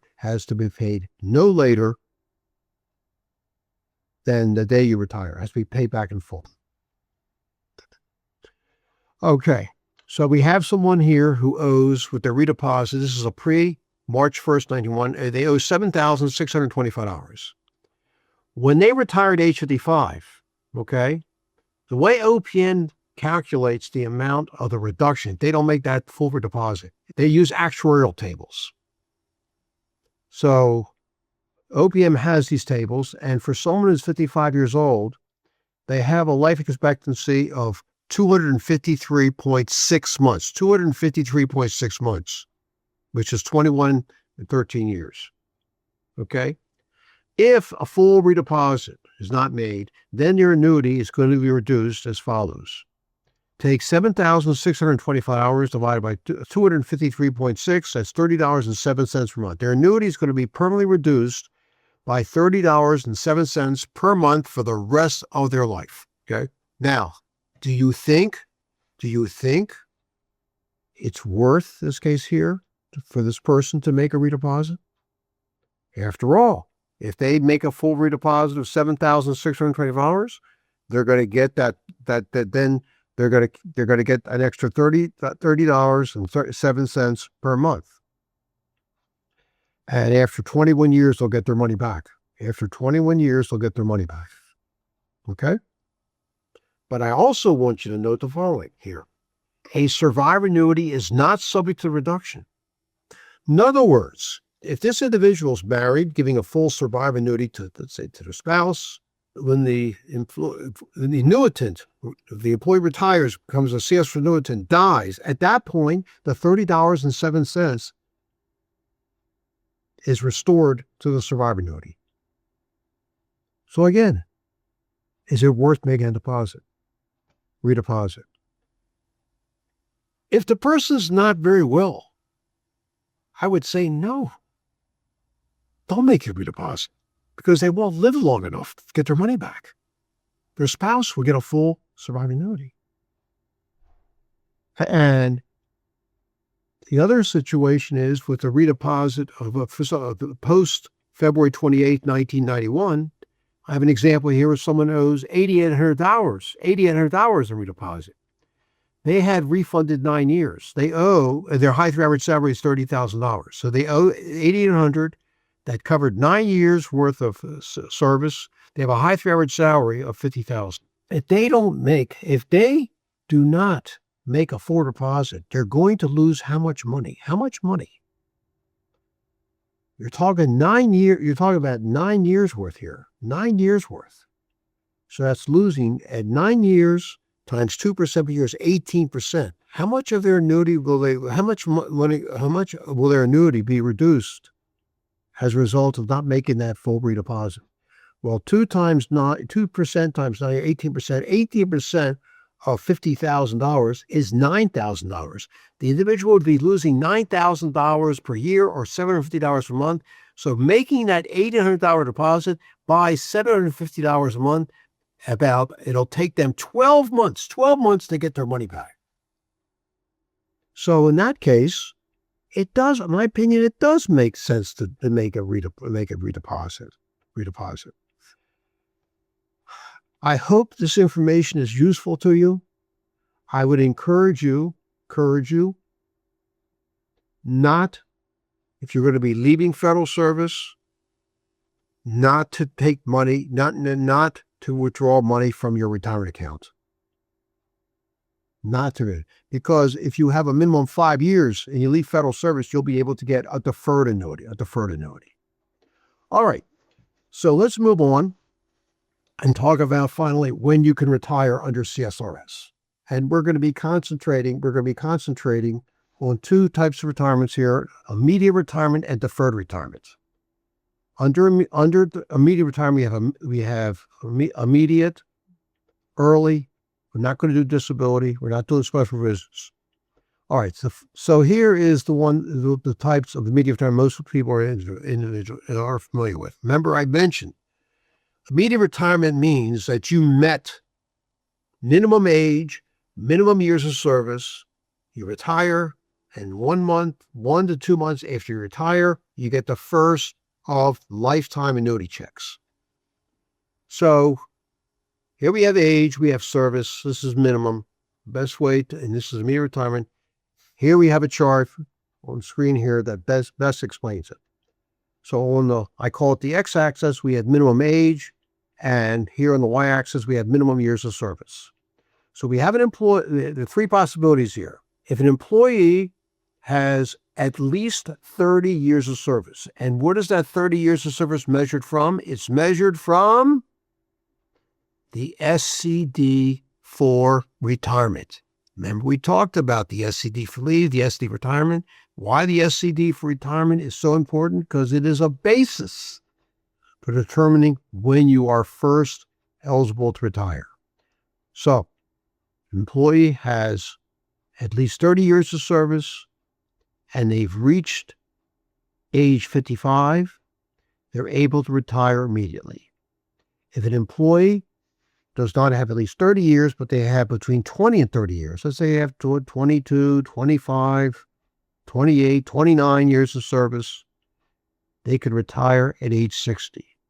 And finally, an employee who has between 5 and 20 years of service, 5 and 20 years of service, they can retire at age 62. And you're probably looking in this chart here. Who in their right mind would want to retire? Who would want to come to work for the federal government, let's say at age 57, work 5 years, and retire at age 62? I'll give you an example. Suppose an individual had started working for the government, let's say 1982. They were young. They came into CSRS. They worked 3 years. They said, this is not for me. This is not for me. They left the government. They have 3 years of federal service. Then, about 30 years later, when they're 55 years old, when they're 60 years old, they're 60 years old. They left the federal government at age 30. They had 30 years of federal service. So they had 3 years of federal service. They left federal service, did not withdraw their contributions. They left their money in the system. So they came back to federal service at age 60. And they worked 2 years. And then they retired at age 62. So why are they doing this? Well, federal employees have a great benefit. It's called the Federal Employee Health Insurance Program. When you're a federal employee or permanent employee, full-time, part-time, you can enroll in the Federal Employee Health Insurance, in which the government pays on average 72 to 75% of your premiums, health insurance premiums, no matter what plan you're in, for yourself and for your family, spouses and children under the age of 26. And you get to keep this benefit in retirement. Government in retirement will pay 72 to 75% of your premiums throughout retirement, even when you're on Medicare. The Federal Employee Health Insurance is a Medicare supplement plan. It pays whatever Medicare doesn't pay. I'm living proof. I've been enrolled in Medicare for 10 years. And during that, and I've been enrolled in the Federal Employee Health Insurance. During that 10-year period, I haven't paid 1 cent for anything when it comes to my medical care. Hospital, doctors, medical equipment. Nothing. My wife's been on Medicare now for 6 years. She's on my FEHB plan. She said she hasn't paid anything out of pocket for her care. It's a great benefit, but keep in fact the following rule: that in order to keep your FEHB in retirement, you must be a participant in the Federal Employee Health Insurance Program for at least the last 5 years of your federal service. Was this, my example here, was this employee in their 5 years? Yes. During the first 3 years that he was in federal service, and then the last 2 years. The period of time he was not in the federal government doesn't count. That's because he wasn't eligible to be enrolled in it. It's when he was in the government, he was enrolled in it the entire time. Therefore, he's able to keep the Federal Employee Health Insurance in retirement. He worked a total of 5 years. So that 5 and 62 is not so far-fetched. What about early retirement? Well, it has to be authorized. This past year, unfortunately, there was a lot of early outs. As you see, the government cut back. Most of these employees went out were FERS employees, but maybe there were a few CSRS employees. So how does earlier retirement work? Well, if an agency is having some budget problems or their program has been abolished, they ask permission from OPM to offer early retirement to eligible employees. And these employees can actually retire earlier than expected. So among CSRS and CSRS employee, who is considered the eligible for early retirement? If you have a minimum 25 years of service, you can retire at any age. if you have between 20 and 25 years of service, something in between. You can retire at age 50 or older. Here's the problem. If you're under 55, your CSR under early retirement, your CSRS annuity is going to be reduced by 2% per year for every year that you're under age 65. So somebody gets out at age 50 with 21 years of federal service under CSRS or offset is going to be subject to a 10% penalty. It's a permanent penalty. Your annuity does not get restored. Your annuity when you turn 55. That's a big price to pay. Now, if you retire early at say age 53, let's say with 22 years of service, you'll have a 4% penalty. It's permanent. Something you need to think about. And lastly, we have deferred retirement. What exactly is deferred retirement? Deferred retirement.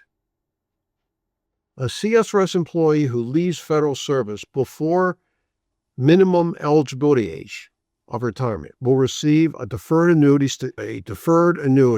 starting at age 62.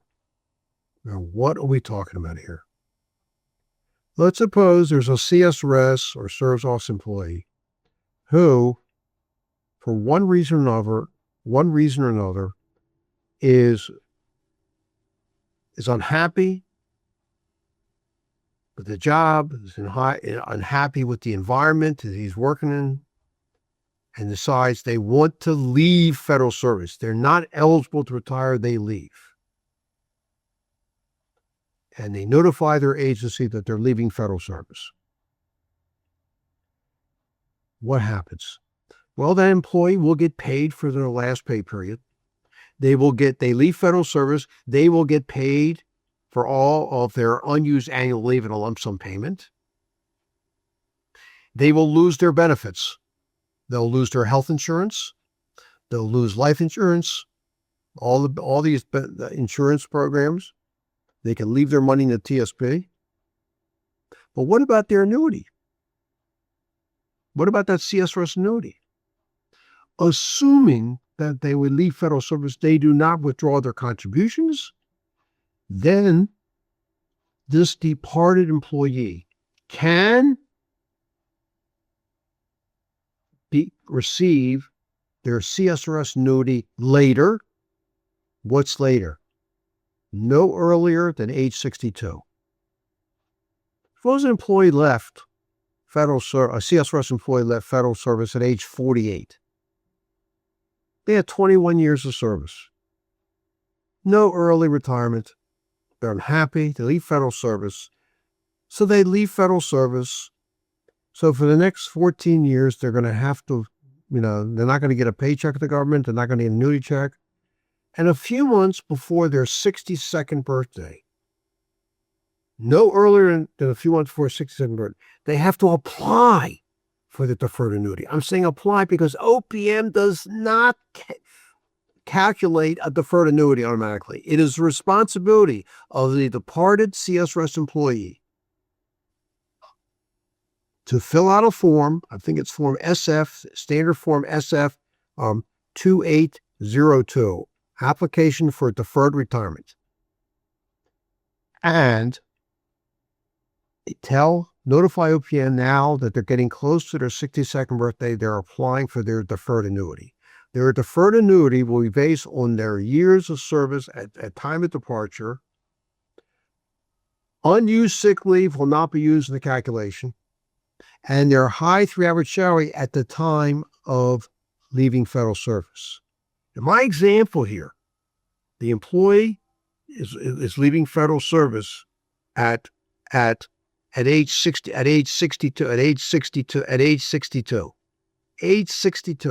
I was at age 48. They're due to get their deferred annuity at age 62. That's a 14-year period. Their high 3 average salary, which is used in the calculation annuity, will be based on when they were working the last 3 years of their federal service. They were probably earning their highest salary. But for 14 years, all those pay increases the employee would have got are not going to be applied to their high 3 average salary. With inflation being what it is, the purchasing power of that annuity will be eroded. I was pointing this out this past year. I thought we were talking about early outs. Cases of FERS employees who are leaving federal service in their 40s, early retirement. They're not due to get a COLA until they're 62 years old. No COLAs. With inflation being what it is, and I'm not talking, inflation, it's very high for retirees, the inflation. If the inflation rate is, let's say, 4%, by the rule of 72s in 18 years, the purchasing power of their annuity would have been halved. Also, under a deferred retirement, you lose your insurance benefits, health, dental, and life insurance. They're permanently lost. You lose them. They're not going to be restored when the annuity starts. All right.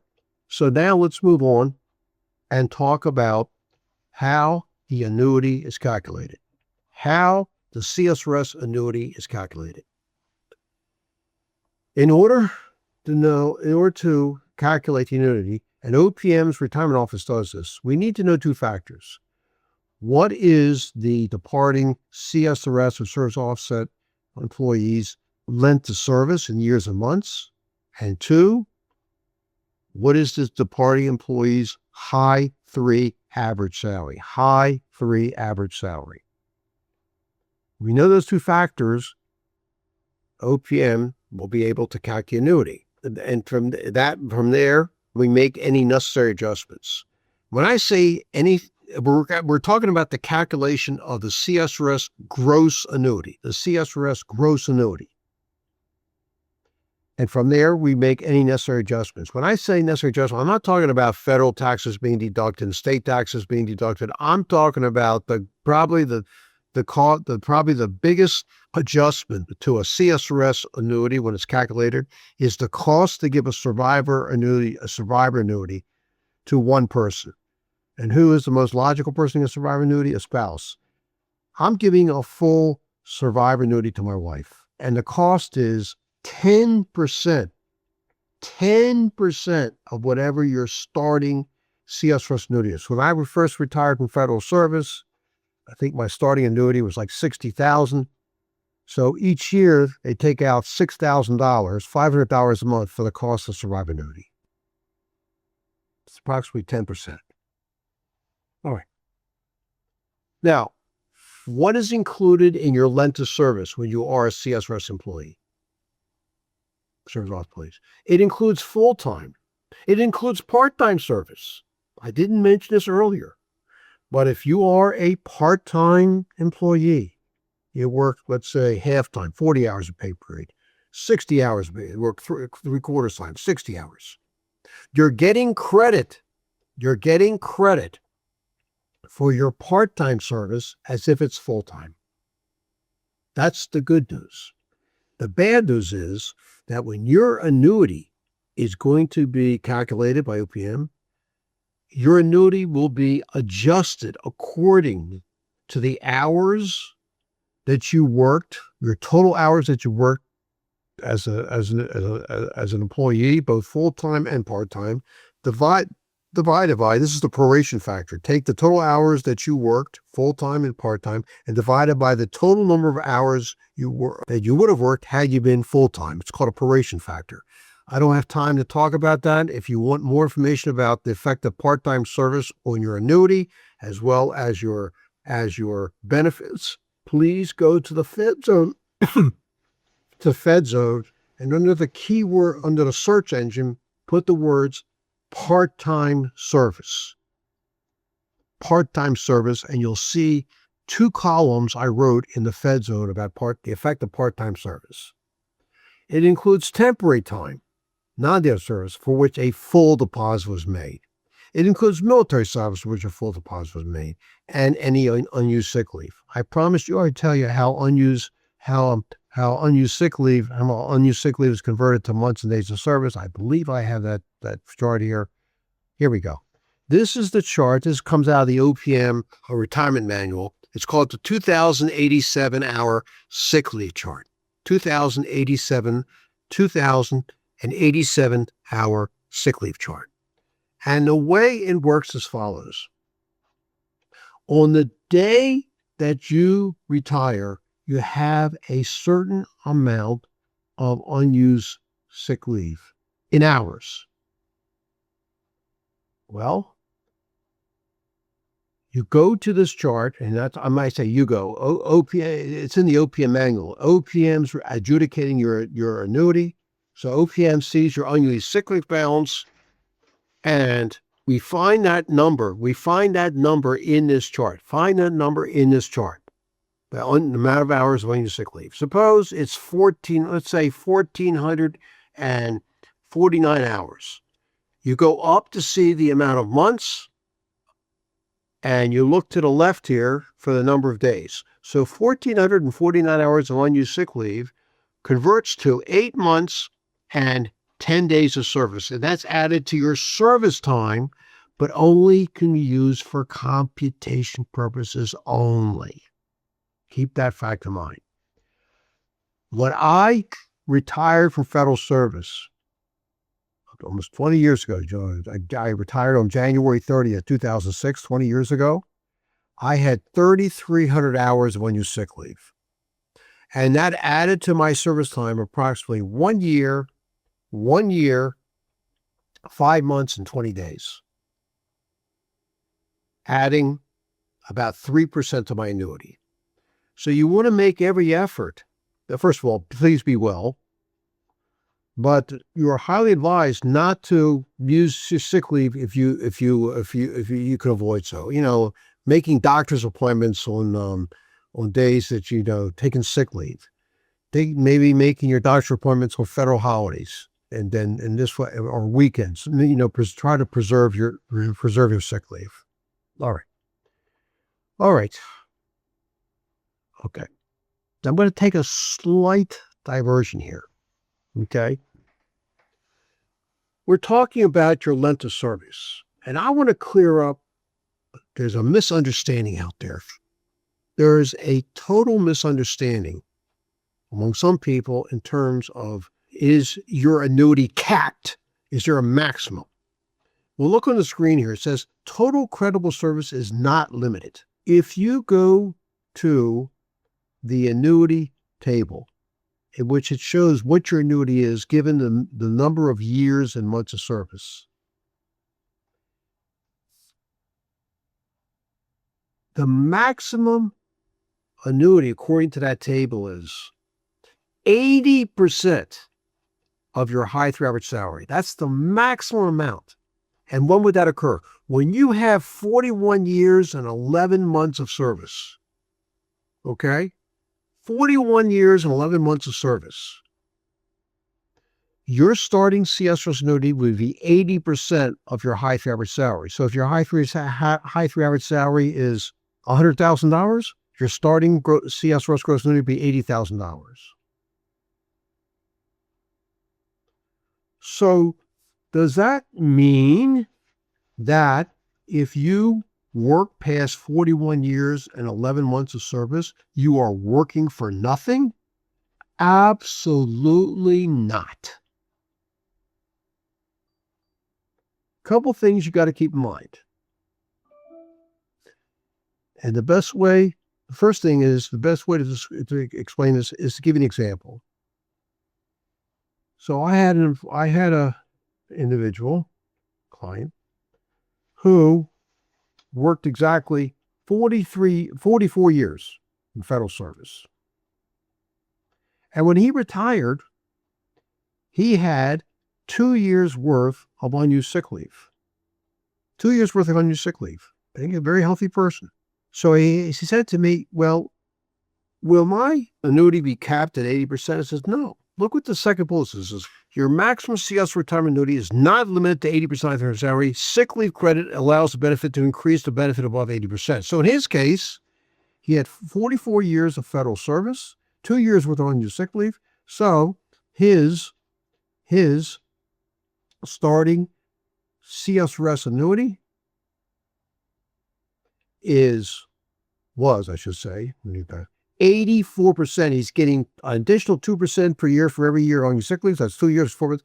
84% of our is high favorite salary.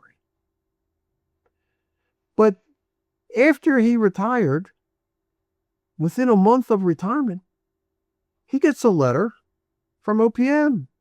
And it goes like this: Dear sir, we note that you had 44 years of service. You've been working past 41 years and 11 months. And between starting with the 42nd month through the end of the, 43 years and 11 months, your agency was taking out 7% of your paycheck. So the letter wanted to say, what do you want to do with those extra withholdings for the time you were working past 41 years, 11 months? And the letter saying, we'll give you three options. Option number one, we will refund those extra contributions. We'll send them back to you. We'll send you a check for the whole thing, all those contributions plus 3% interest, lump sum payment. That's one option. Second option, you can have those contributions directly transferred into the voluntary contribution program. The voluntary contribution program is a program that's only for CSRS and CSRS employees that allow employees to make voluntary contributions to the CSRS Retirement Disability Fund. Now, the contributions you're making are all after-tax dollars. You get no tax benefits for putting in there. So what do you gain by putting money into the VCP, so to speak? You earn for yourself earning for yourself another annuity. It's called this VCP annuity, which is a guaranteed income stream. The more you put into the VCP, the larger will be that extra annuity. How much is the extra annuity? Well, it works like this. If you retire at age 55, for every $7 that you have in the VCP account, and the $7 includes both the money you put in and accrued interest, because OPM pays interest on the money on that account. For every $7 you have in there, for every $100 you have in there, if you retire at age 55, we will give you $7 a year for the rest of your life. If you retire at age 56, for every $100 in there, we'll give you $7.20 for every $100 in there. You say, well, that's not a lot of money. Well, wait a minute. I've had individuals over the years who had $100,000 CDs that came due. They're getting nothing on their CD, like 2%. They decided, when that CD comes due, when it's due, I'm not going to roll it over to another CD. I'm not going to get any money out of it. They found out about this VCP. So they put $100,000 into the VCP. So think about $100,000 going to the VCP. That same person retires at age 55.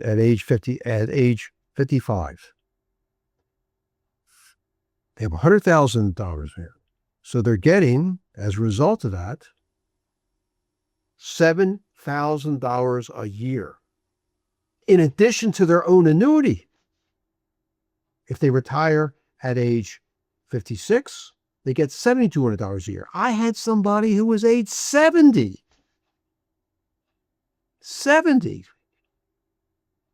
had put almost $1 million into the VCP. And what is the rate then? It's $10. It's $10 for every $100 in there.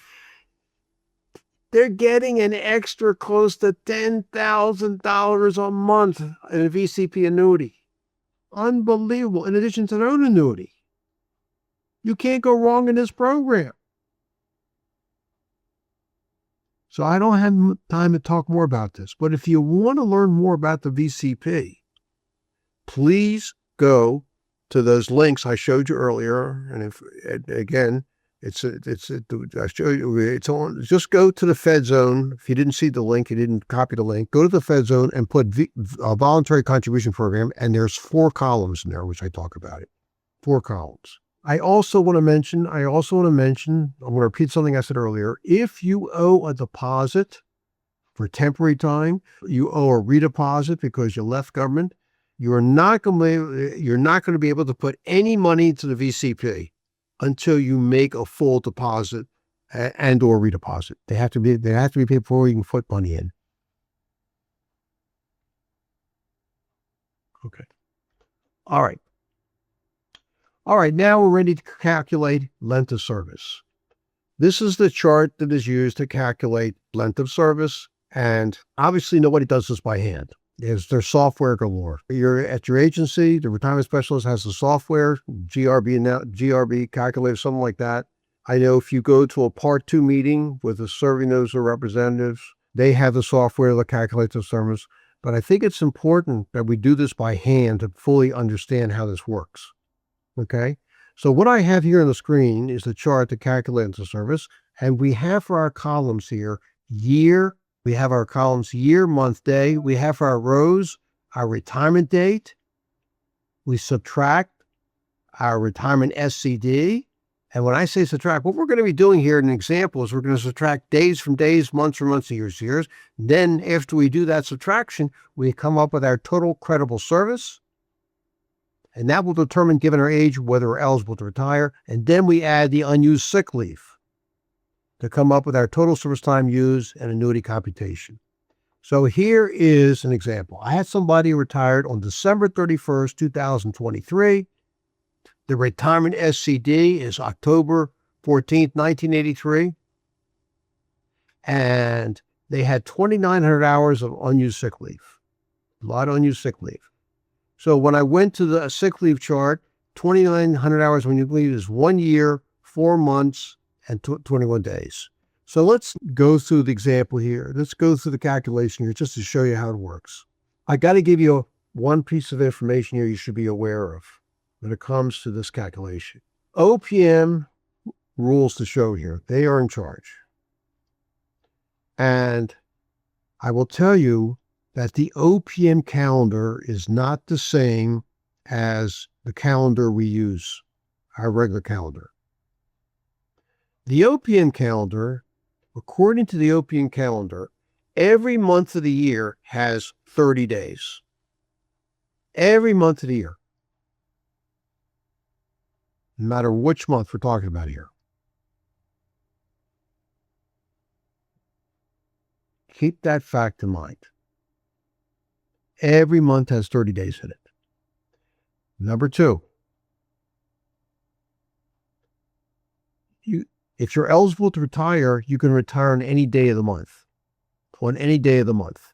Any day of the month you want. But if you retire on any day other than the last day of the month, you add 1 to your day. And why is that? Because of this business, the fact that OPM has a 30-day year calendar. I mean, this person retired on December 31st, so that was the last day of the month. You know, had they retired on December 30th, you would have added 1. If they were retired on December, like I had somebody retired on this past December 27th, 2025, they retired. So we added 1 to the 27th. All right. And one last thing here. I want to tickle your memories here. Go back to the days when you did addition. Remember those good old days when there were no calculators and you were doing addition and you were doing either, you're using a piece of paper and a pencil with an eraser, or maybe you're doing it on your fingers. Think about what happened when you when you had an excess. You're doing addition and you have an excess in the units column.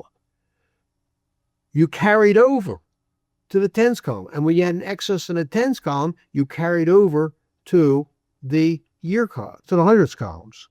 Well, the same thing we're going to do now, except we're going to carry over from the day column to the month column. We're going to carry over from, if we have to, from the month column to the year column. All right, so let's get started here.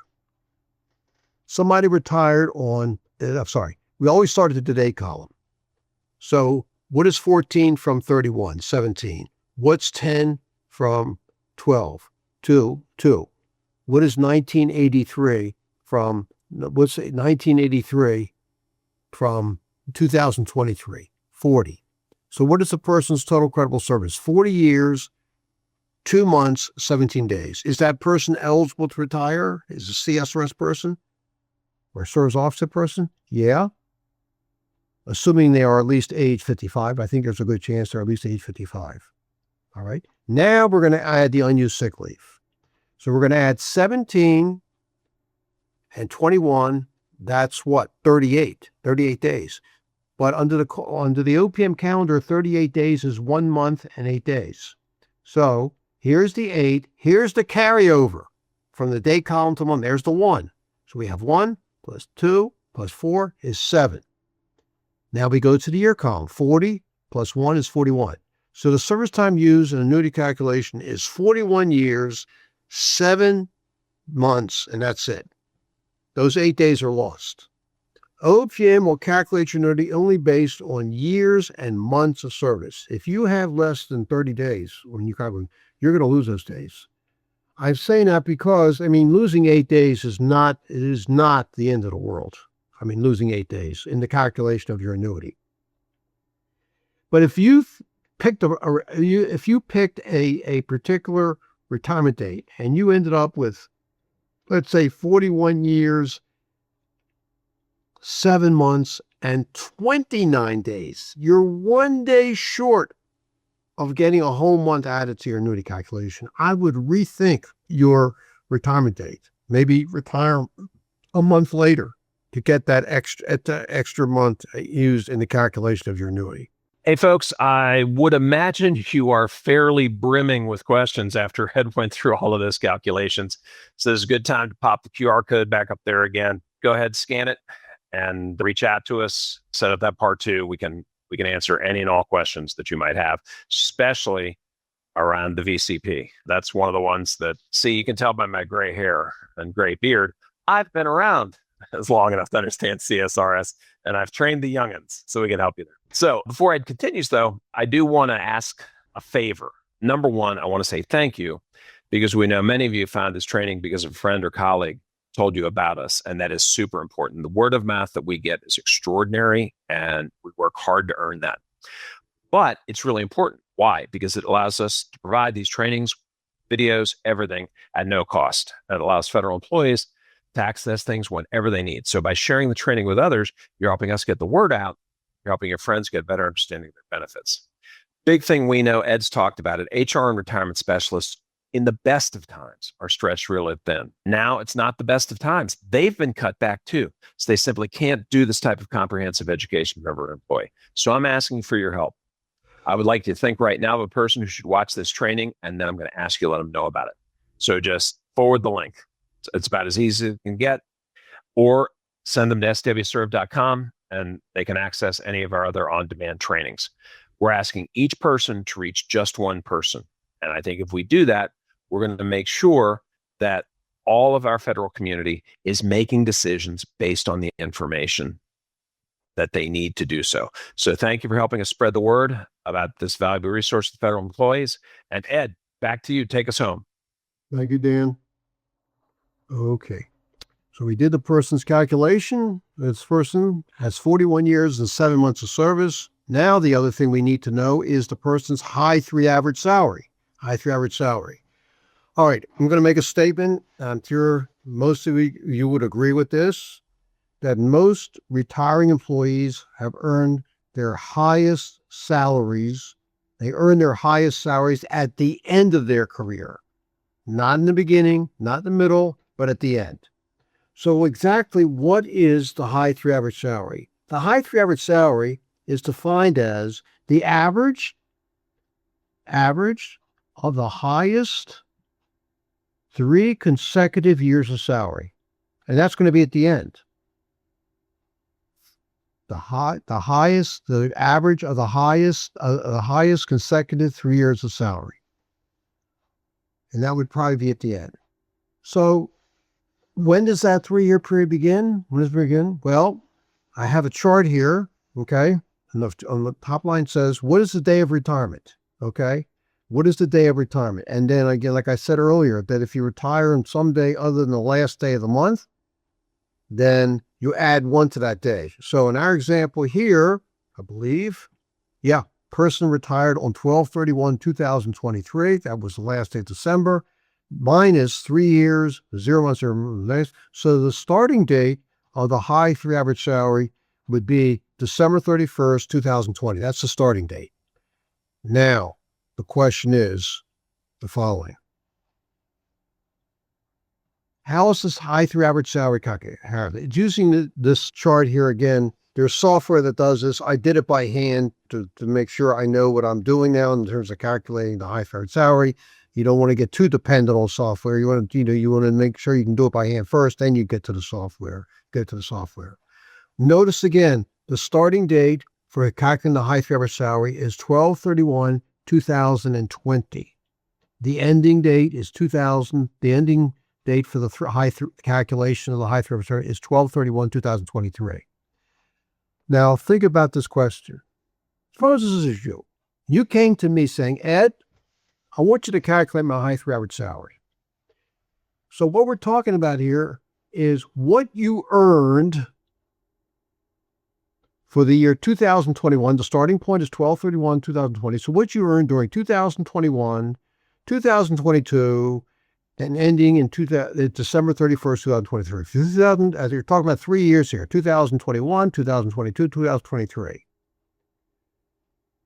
And if I said to you, I can calculate your high 3 average salary, but you got to let me know what your salary was during those years. So, question comes up, what salary are we using here? If you said, well, I know I have a W-2 from the year 2021.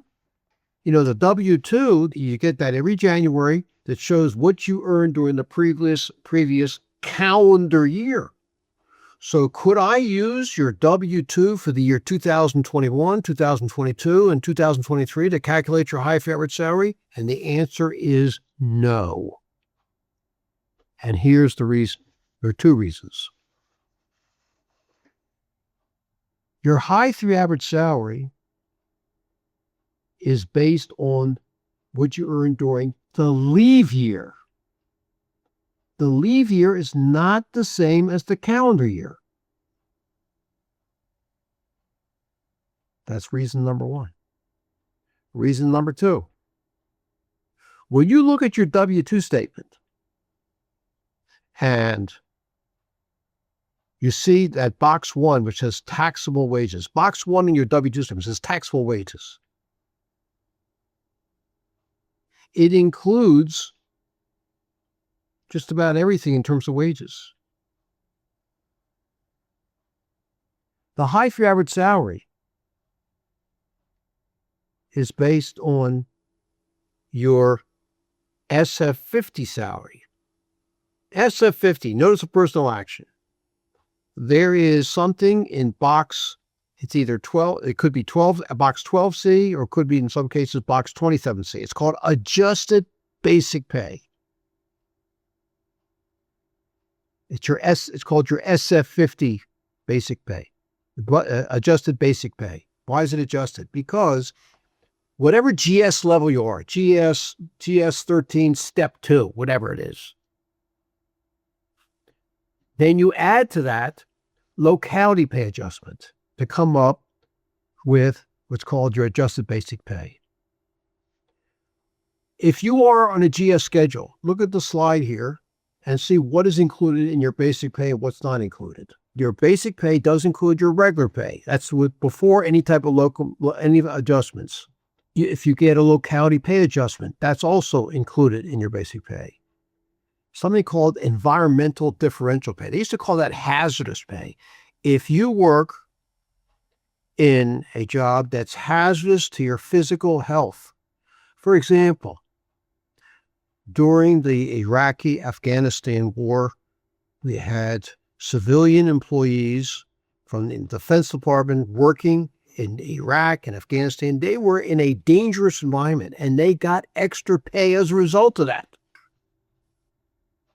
Called environmental differential pay. If you are in law enforcement, you're a law enforcement official, LEO, you get extra pay for being available just in case you got to get called up. You get, in case of a law enforcement, or like another example, law enforcement, drug enforcement agency, DEA, they're going to do something. The DEA officer has to be on standby on a certain amount of time. They get extra pay for that. So these are all included in your SF50 salary. Note what is not included in your SF50 here on the right side is bonuses, cash awards. I'm sure some of you have gotten a cash award. Let me ask you a question. If you got a cash award, did it show up on your W-2 statement? It sure did. Under taxable wages, bonuses are taxable. It's considered to be taxable wages. Did it show up on your SF50?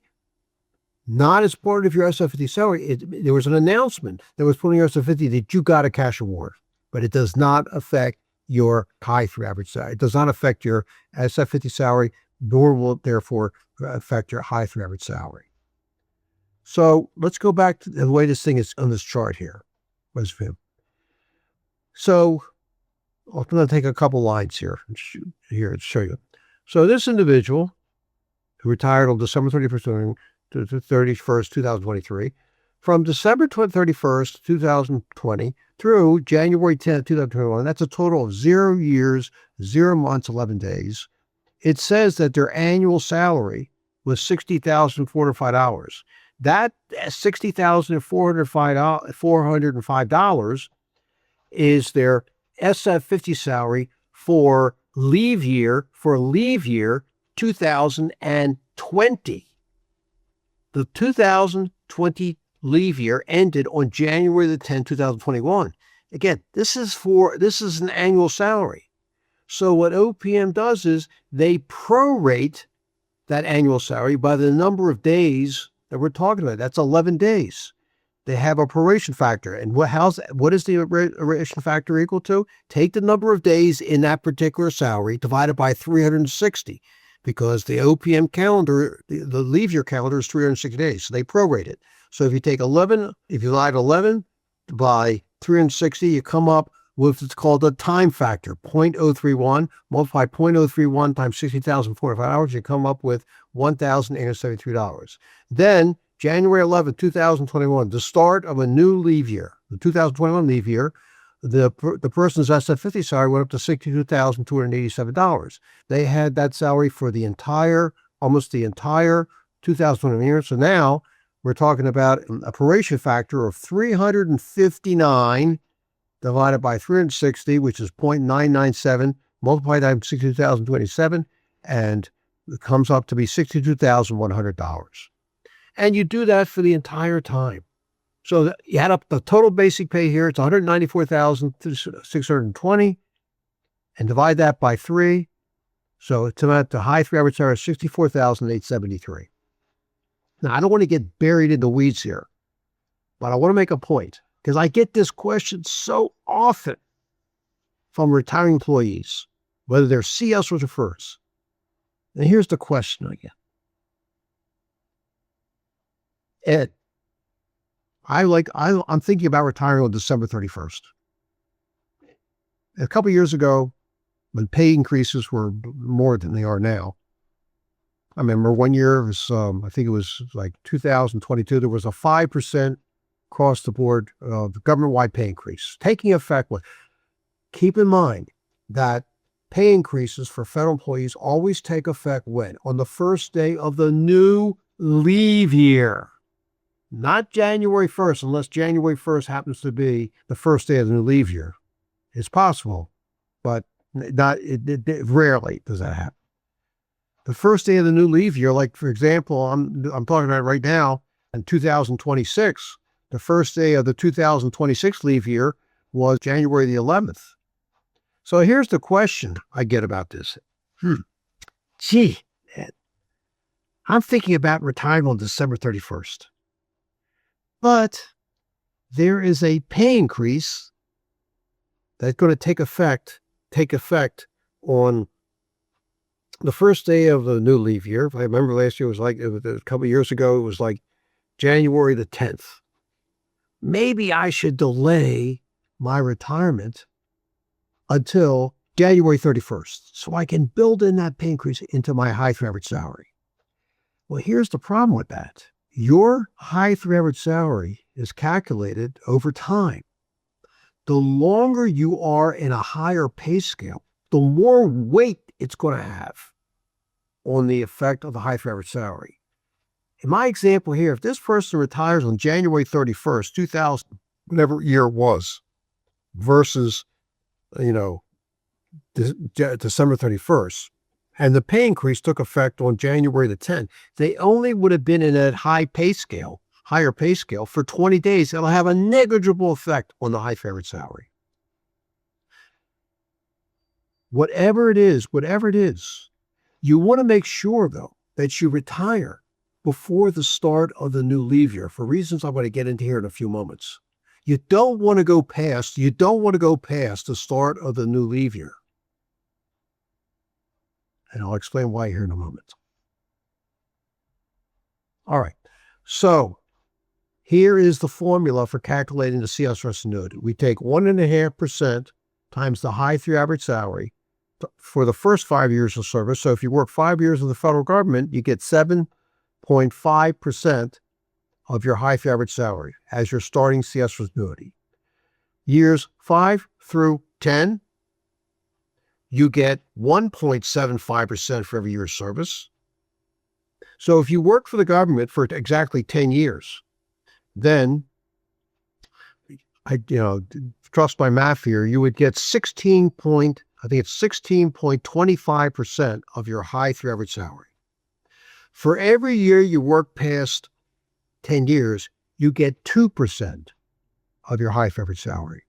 For every 2 years behind, for every 2 years you work beyond, for every year you work beyond 10 years, you get 2% of your high average salary.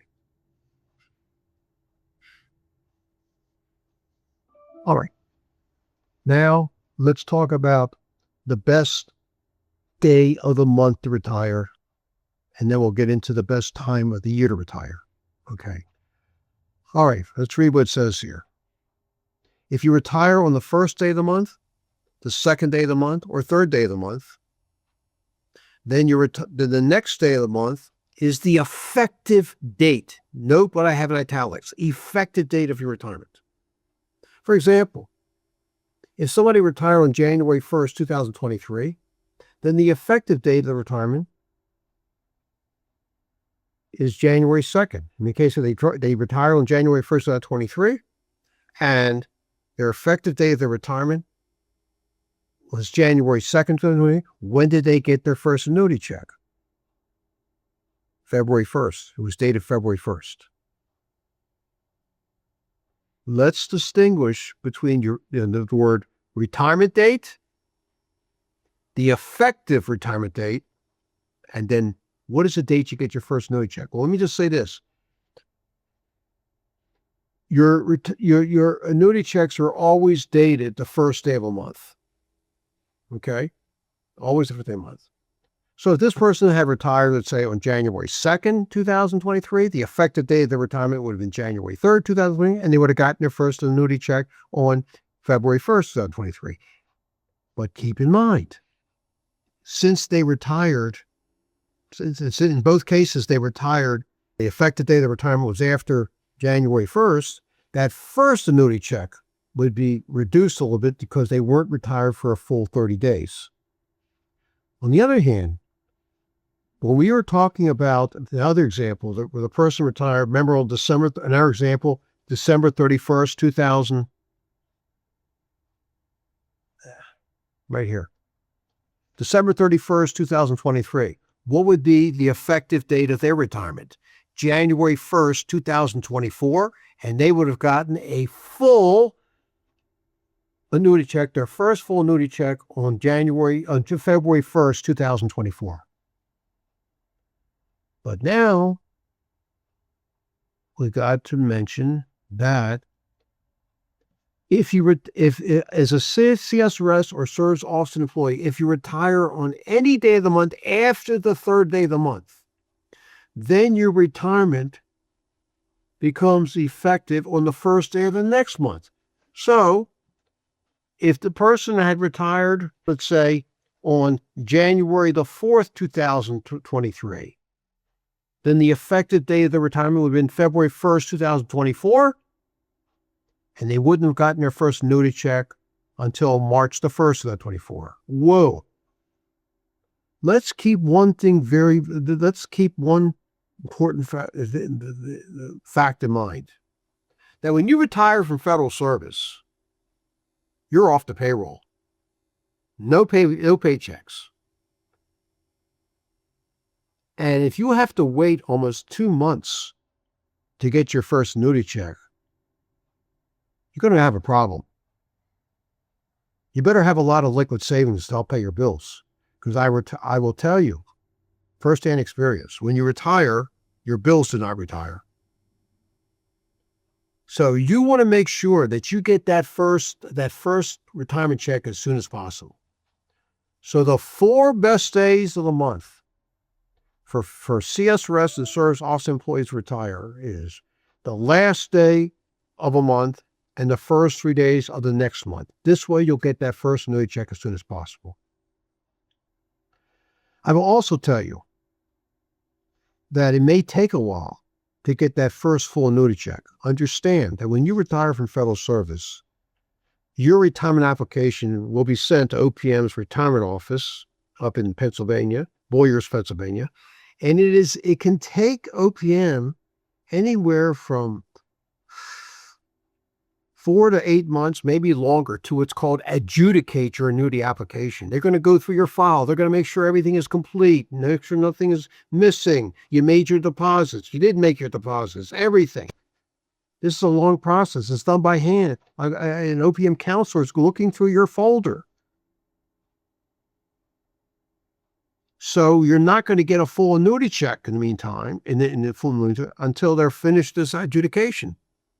It may be as long as 8 to 10 months, but in the meantime, they send you what's called interim annuity checks, which are guesstimates which you're entitled to. It happens to everybody. Once they do adjudicate your annuity check, your application, you will get your first full annuity check, and whatever you didn't get, you got for the interim checks, they will include in the first full annuity check. They'll make up for it. Don't worry, you're fully insured. You don't have to worry. You're fully insured.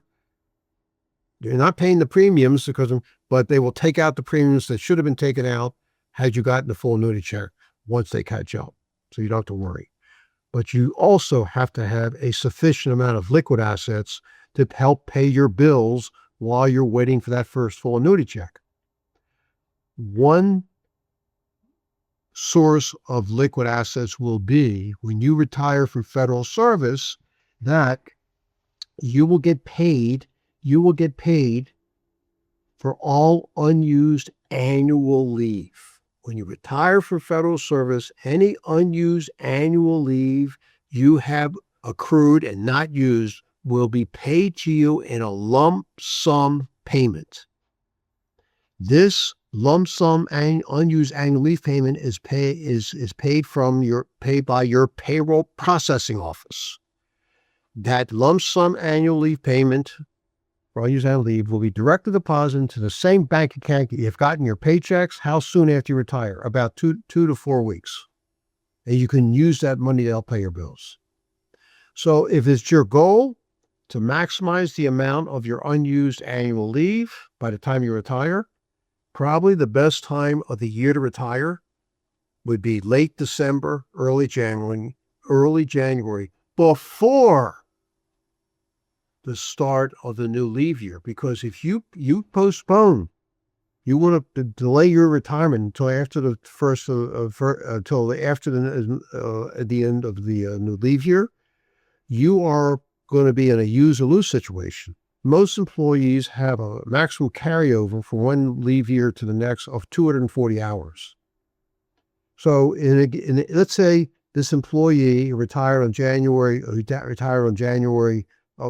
31st, 2023. During that year, 2000, leave year 2020, they carried over 2,040 hours from the previous leave year. And during the current leave year, this is 2023, they did not use any annual leave. They're accruing 8 hours every 2 weeks. They retired at the end of pay period, end of pay period 26. So they got 8 hours, 26 pay, 208 hours. That's 208 hours plus 240 carrier, 440 hours on use annual leave. Beware that the lump sum annual leave payment is fully taxable. You cannot put any of it into the TSP. So keep that fact in mind.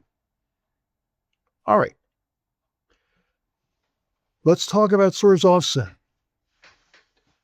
CSRS offset employees, if you're a CSRS offset employee, everything I talked about so far applies to you. There is no difference between what, a CSRS offset employee when it comes to the calculation of annuity, when you can retire. Everything's the same.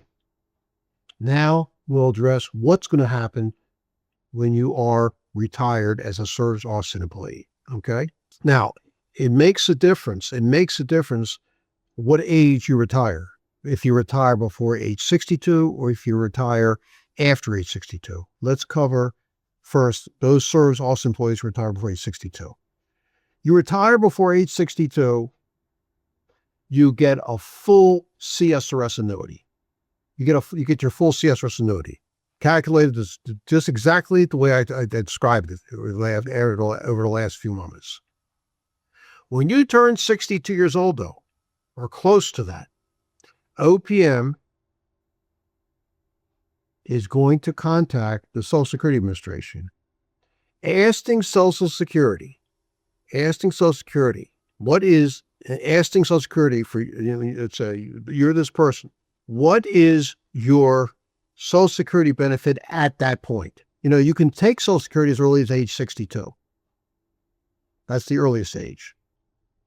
So OPM is doing that to find out what is the amount of your Social Security. They're very curious. And then when OPM has that information, they're going to make the following adjustment to your annuity. It's an adjustment to your annuity. They take the amount of your Social Security that you earned, that you're entitled to at age 62, and multiply that amount by a factor. That factor it's a fraction. The numerator of the fraction is the number of years of our offset service. Number of years of offset service. How many years were you working as an offset employee? Divided by the number 40. Why 40? Because most individuals during their working lifetime have been paying into Social Security for 40 years. That's an average amount. Some individuals have been paying into Social Security longer, so I'm shorter. But at 40 is the average. So say a CSRS office employee has been paying for 30 years and has been a CSRS office employee for 30 years. Let's say their Social Security benefit at age 62 is $12,000. Divide 30 by 40, that's 75%. Multiply that times $12,000. That's the amount of their Social Security benefit. That's $9,000. Their $9,000 will be deducted from their CSRS annuity.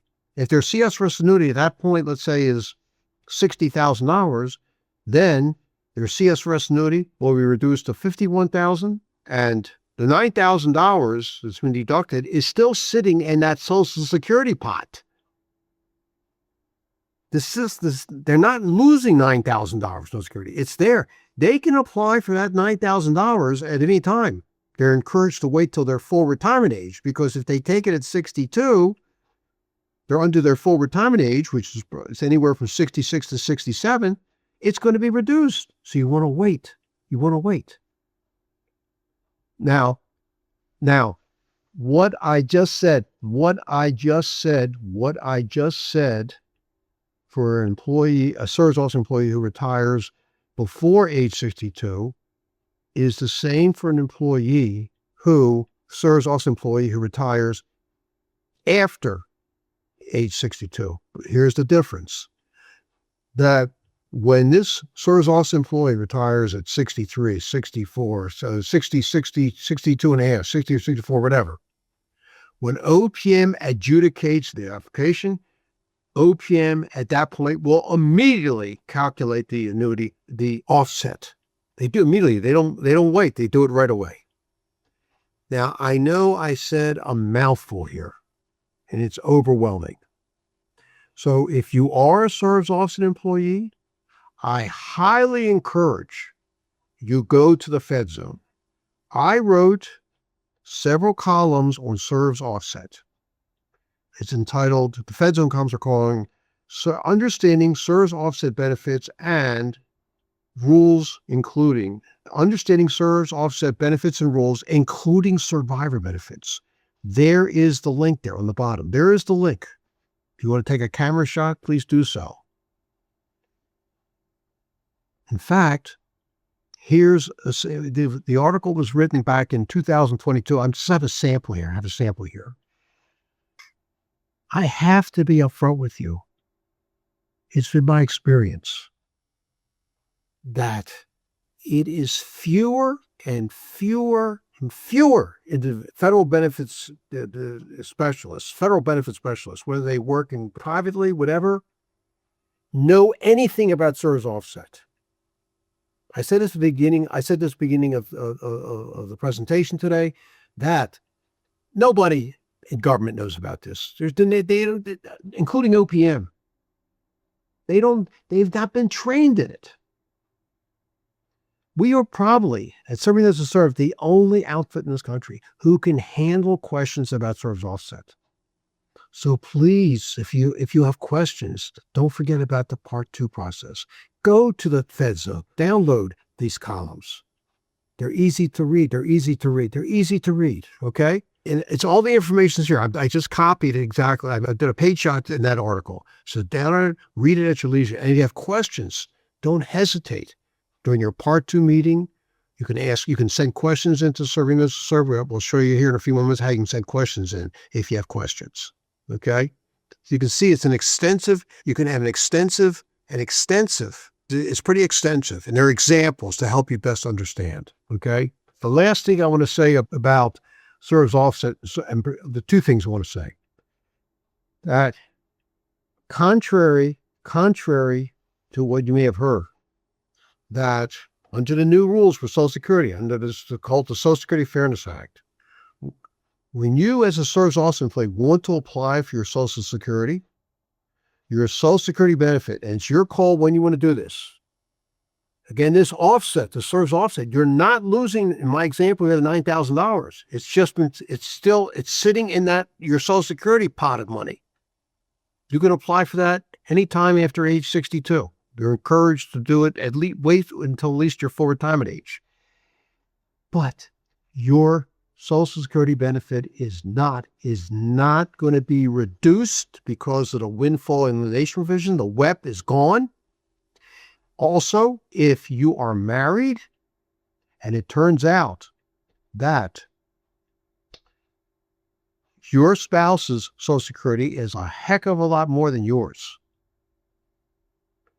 you're eligible to receive the higher of half of your spouses, even former spouses. If you're married to someone for at least 10 years, you're divorced, you haven't remarried, you can get half of your spouses or half of your former spouses, and with no reduction, and keep your CSR and have your CSRS annuity. And lastly, I just want to say that the survivor benefit that's offered through service offset is also complicated. It's a complicated thing. I cover that also in this column. So please use that as a reference. All right. Couple more things here. COLAs. As I said earlier today, when you retire from federal service, no matter what age, you're eligible to get your first COLA the year after you retire. You can retire under an early retirement. You retire at age 52, you get your first COLA. You start January 1st after you retire. Okay? Just keep one fact in mind, though, that the COLA is based on the CPI, the Consumer Price Index. That comes out every year. And whatever Social Security recipients get in terms of a COLA, it's based on the Consumer Price Index for urban workers, CPI-U. CSRS annuitants, service office annuitants get the same COLA.